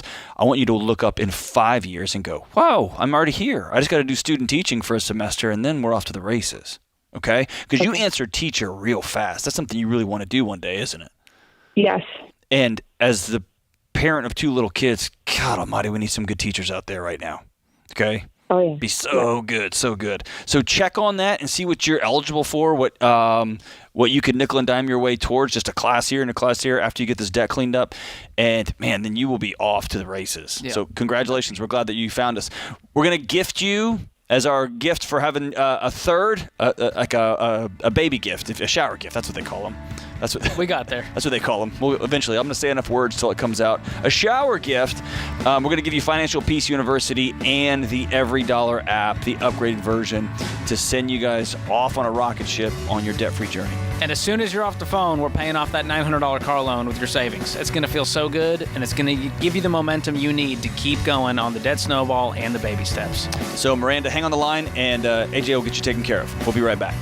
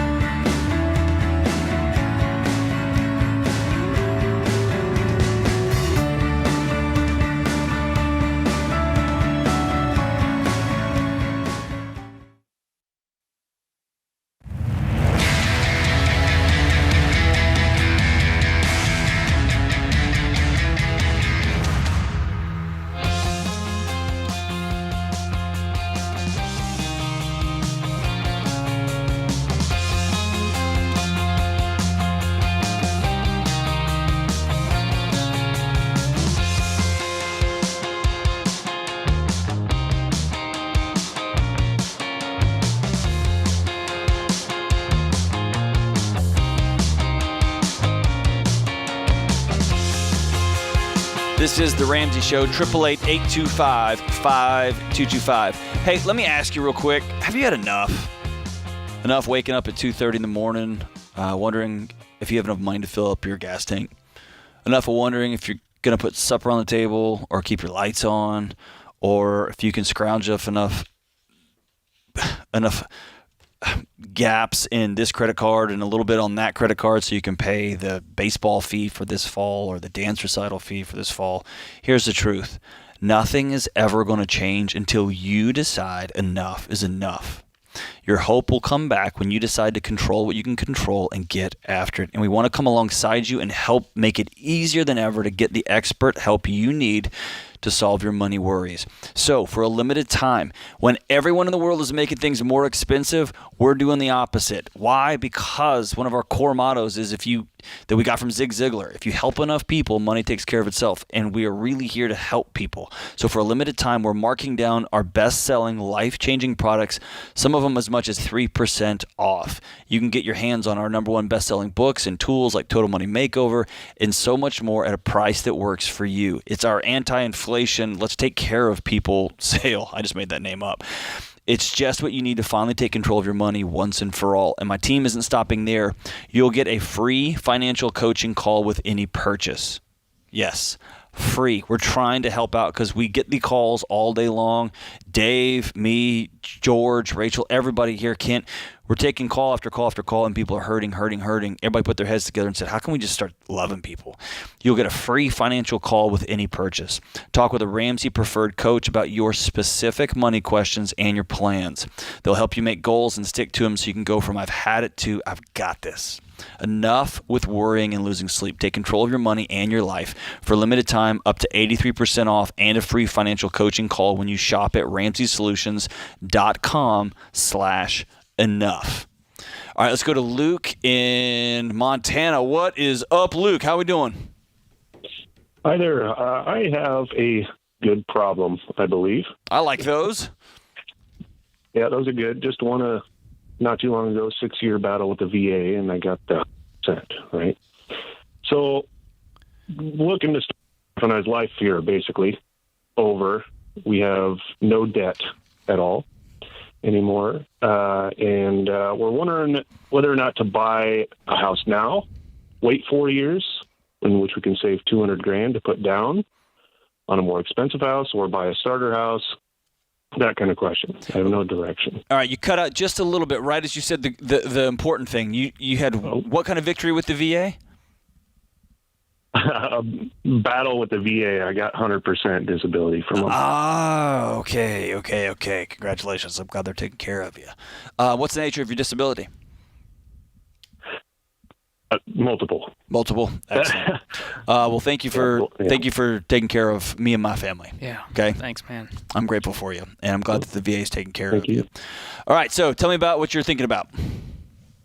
So we're thinking about whether or not we should just buy a house with a mortgage right now, and basically put zero down for the VA home loan, or keep renting for 4 years, in which case we'd have $240,000 saved up, and then buy cash, or wait 4 years, put $200,000 on a more expensive house. Now, because of your disability, you would have no funding fee with that VA loan, correct?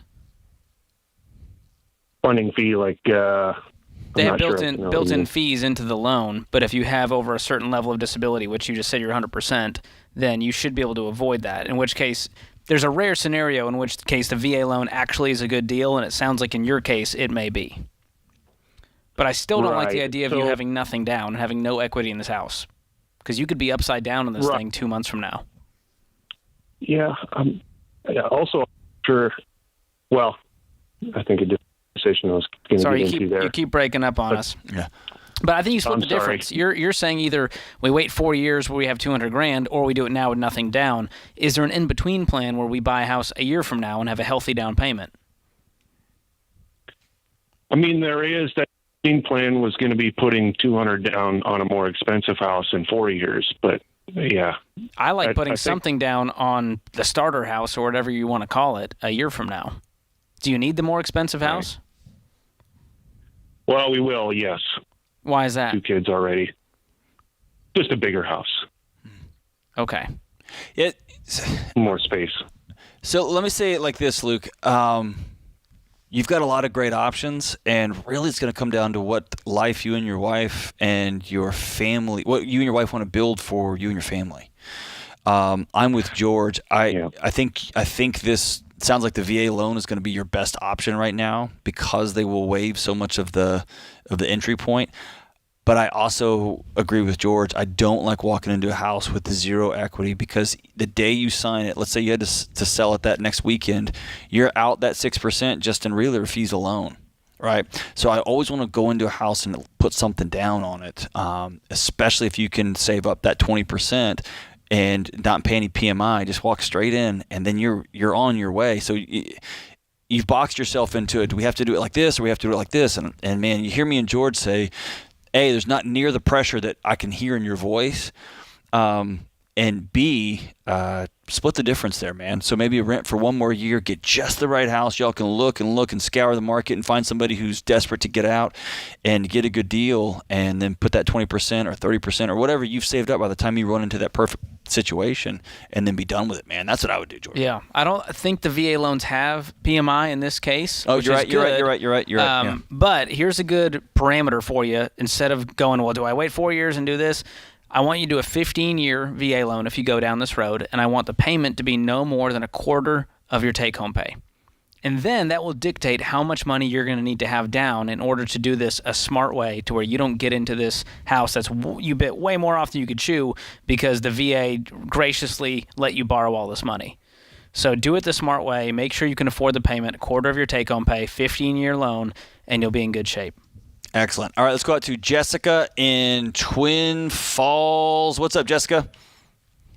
Hey, my question is, I'm a teacher, and I'm considering doing like a big old taboo and quitting a week before school starts. Don't do that. Why? Why are you going to do that? So because there's a job that I know of that has just opened up that I think would be better for me. Okay. But I would feel awful putting them into that panic and leaving right now. Oh. So When I'm you not say sure. that, have you been offered the job? Kind of. So I actually had applied for it during the normal time a few months ago when it opened up. And I ended up turning it down because I talked to my principal, and she started talking about like the vision for the school and for I'm a drama teacher, so like the drama program and all this. And none of that seems to be a reality. And I've been very frustrated with the lack of communication. Anytime I ask about getting paid for rehearsals or things like that, she just doesn't respond. It's not even a no, it's just a nothing. Okay. And so I was offered that job, but I turned it down. And my friend, who I graduated school with at college, she currently works there now. And I know that they have their money where their mouth is because they've expanded their program. That's why they need a second teacher and all of this stuff. And the base pay is even a little higher. So I'm just not sure what to do. Man, this is such a great question. Here's what I want to do. We are running up on a break here. And I want to make sure that we go into all of the different facets of this, because to the average listener who doesn't know the insides and outs of what teachers go through and also how hard it is to replace teachers at the last moment, I want to make sure we spell this out and give you some good wisdom. So hang on the line here, and when we get back from break, we'll hop back into this call. This is The Ramsey Show. We'll be right back.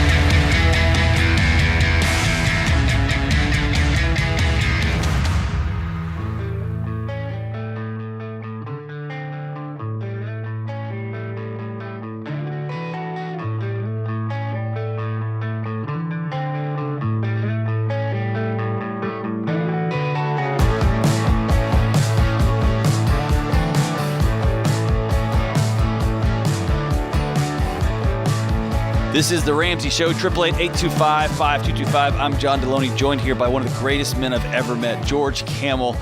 And we're taking your calls on money and life. We're going to go back out to Jessica in Twin Falls, Idaho. Jessica is a teacher, and she called because she's thinking about changing schools a week or so before school starts, which in teacher world is the ultimate no-no. But there's a catch. Am I right? Yes. Okay. All right. So let me ask you a couple questions here. One, have you talked to this other principal about the job? My current one or the new one? The new one. Not today when the job opened up, but again, like before, I had an interview. I liked the principal. I liked the vibe. I liked the school. Obviously, I know the other drama teacher there, which is kind of rare in a school to have multiple drama teachers. Mm-hmm. So that's another fun, exciting opportunity. And I did like it. I'm kind of attached to like my students currently and my the art teacher that I really get along with. But so the job itself, I'm getting a little disillusioned with. That leads me to my ultimate question here. Is this about the job? This is a better opportunity for you, or do you feel like your principal pulled a bait and switch on you? quite honestly, not even bait and switch, just sat down with you and told you something that wasn't true, or something that he or she really hoped would become true by the time school started, and it's just not. They just weren't a person of integrity.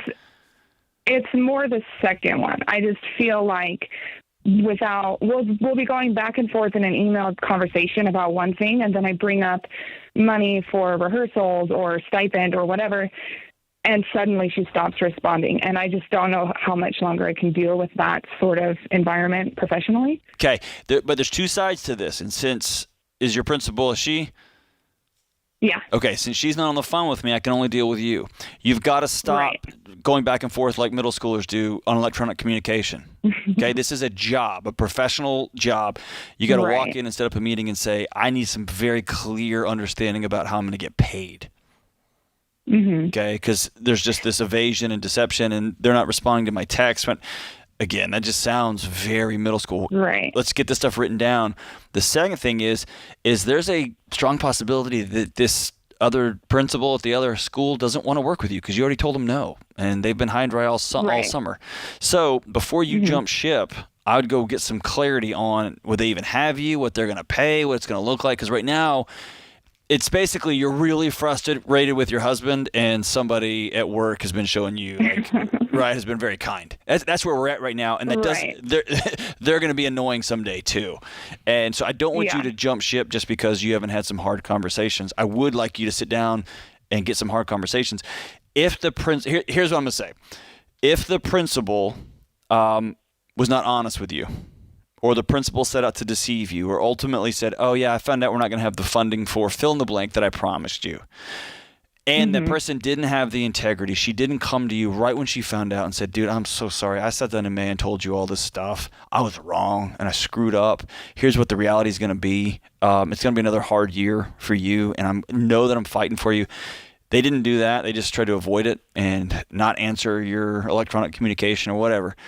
Then there's an integrity issue, and I would say with great reluctance, I would high-five you to go, okay? If you've got another job, you're not just quitting into nothing. I'd also want to make sure you check out your state's requirements, because where I'm from in Texas, which is where I was a teacher, if you quit after you sign your contract, they can take your license away. Well, that's one of the other things is that I haven't signed it yet because they sent it out a week ago. And that's also frustrating. They sent your upcoming year's contract a week ago? Yeah, they're a little behind the ball on a lot of things. That's a lot behind the ball. Usually that's one of the things they have you sign it too early in the spring so they can lock you up for the next year.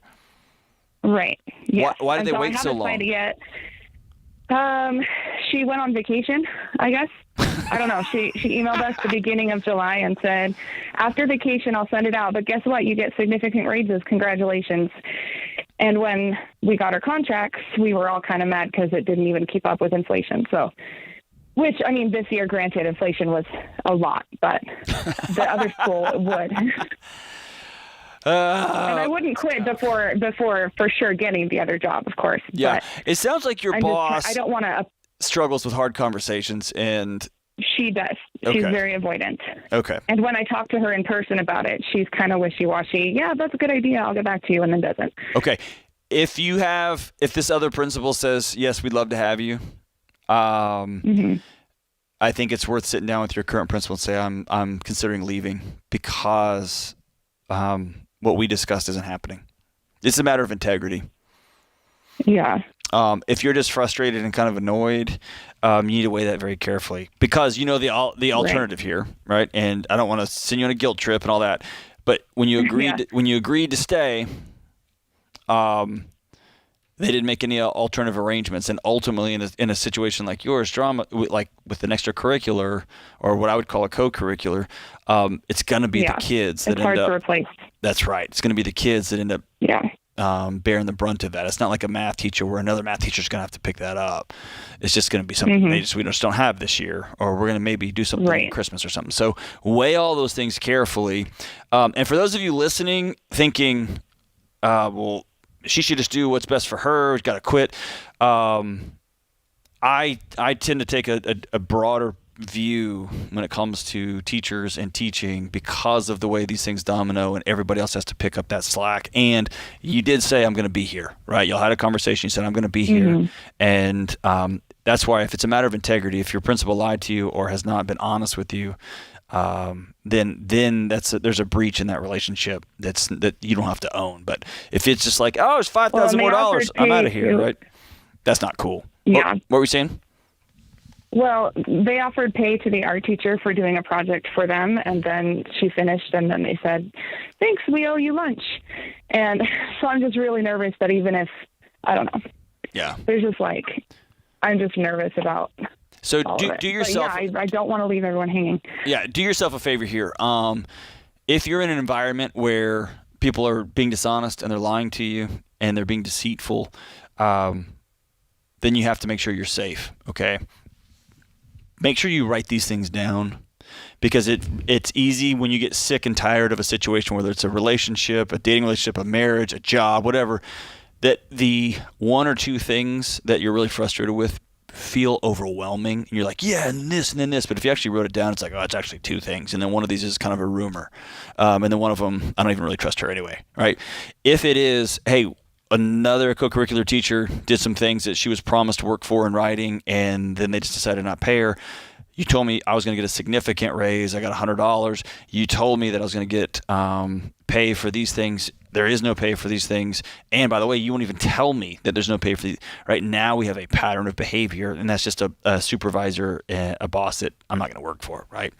But get all your ducks in a row, and let's balance. Let's be a person of integrity as we make this transition, if that's what we end up doing. Yeah, there's a lot of bitterness and resentment here. And I've heard Dave say, when your heart leaves, your body needs to follow. And I'm just wondering, is she too far gone that point where she's just too bitter to stay there just to appease people and, make good? What I found in my personal life is that when I have nothing but electronic communication back and forth, I read my own body language into it. I read into the silences. I read into the not responses.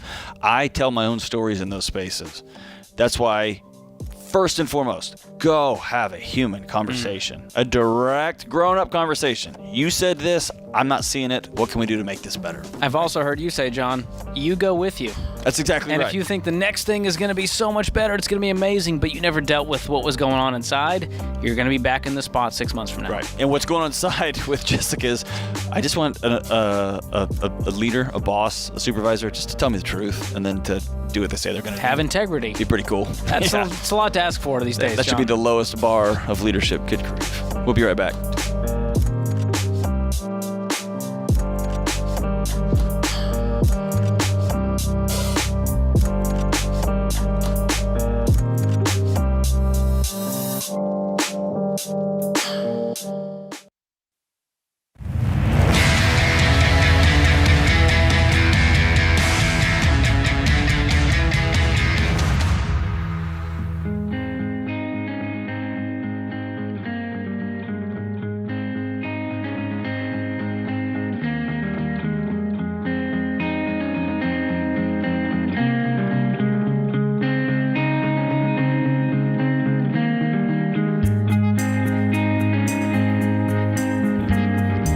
Today's scripture of the day is Isaiah 45:3. I will give you the treasures of darkness and hidden wealth of secret places, so that you may know that it is I, the Lord, the God of Israel, who calls you by your name. Oscar Wilde says, what seems to us as bitter trials are often blessings in disguise. Way to go, Oscar. George, I don't know if I told you this off air. I was talking to Dave about it the other day on air. Rachel Cruz and I were doing the show a few weeks ago. Maybe it was a week ago. And I wasn't paying attention, and she didn't say the scripture of the day is. So I just started hearing, I will give you the treasures of darkness and hidden wealth. And I was like, oh, no. You had no clue what was happening? And I was like, Rachel's whoa. Suddenly she's losing talking in Middle English or in King James something or other. Anyway, that's it. Let's go to Taylor in Knoxville. That was a terrible transition. Good story. We're working on that. Good story, Deloney. Let's go to Taylor in Knoxville. What's up, Taylor? Hey, how are you today? I was good up until that last transition there, and I blew it. So we can get back on track here. Great. What's up?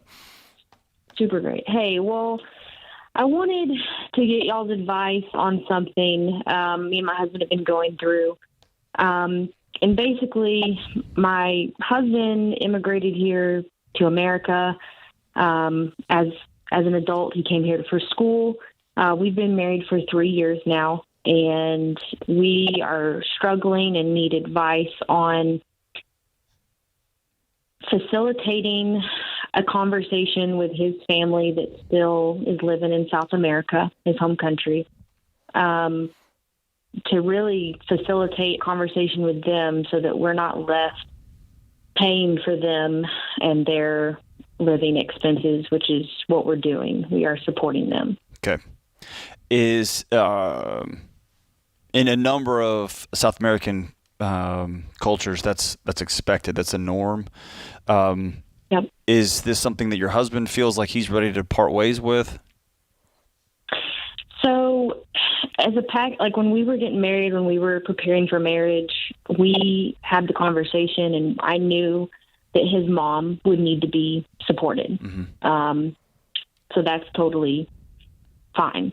And that's something that we are prepared to do.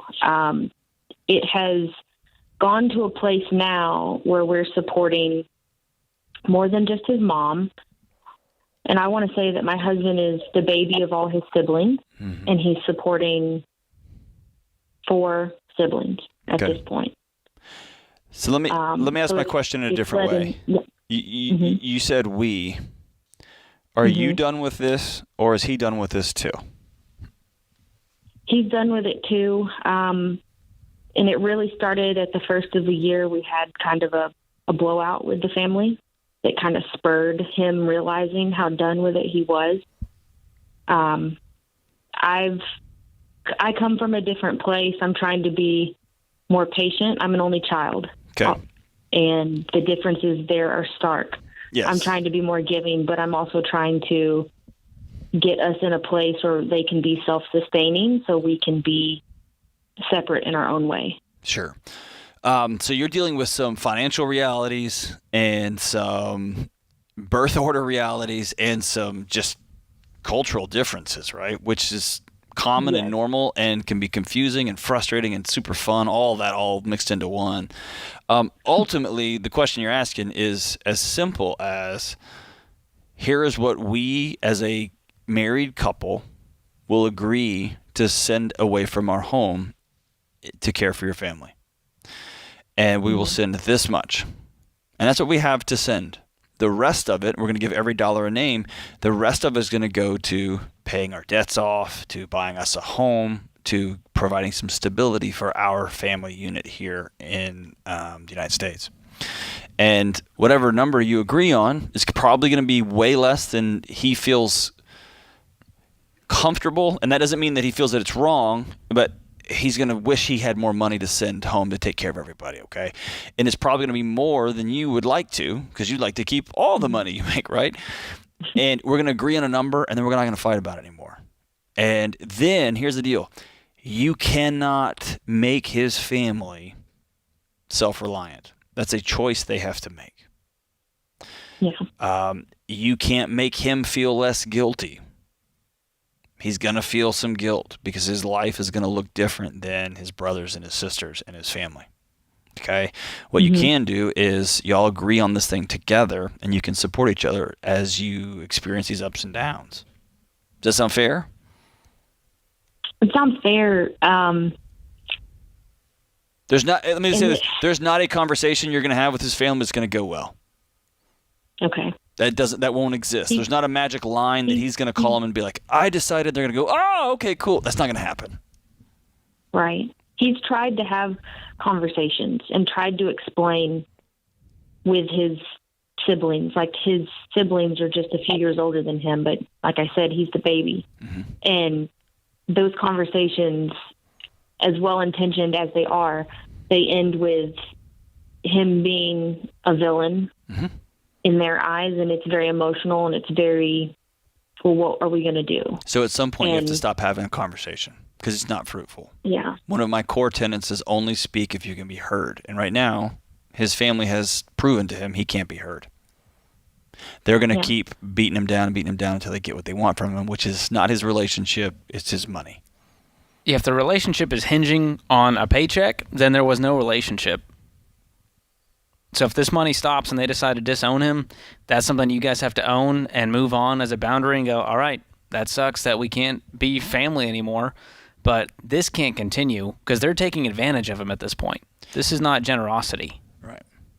It's almost, It's gotten to the point where, it's been at this point for a long time, that we don't call to check in on them because we're just waiting for them to call with whatever the new drama is.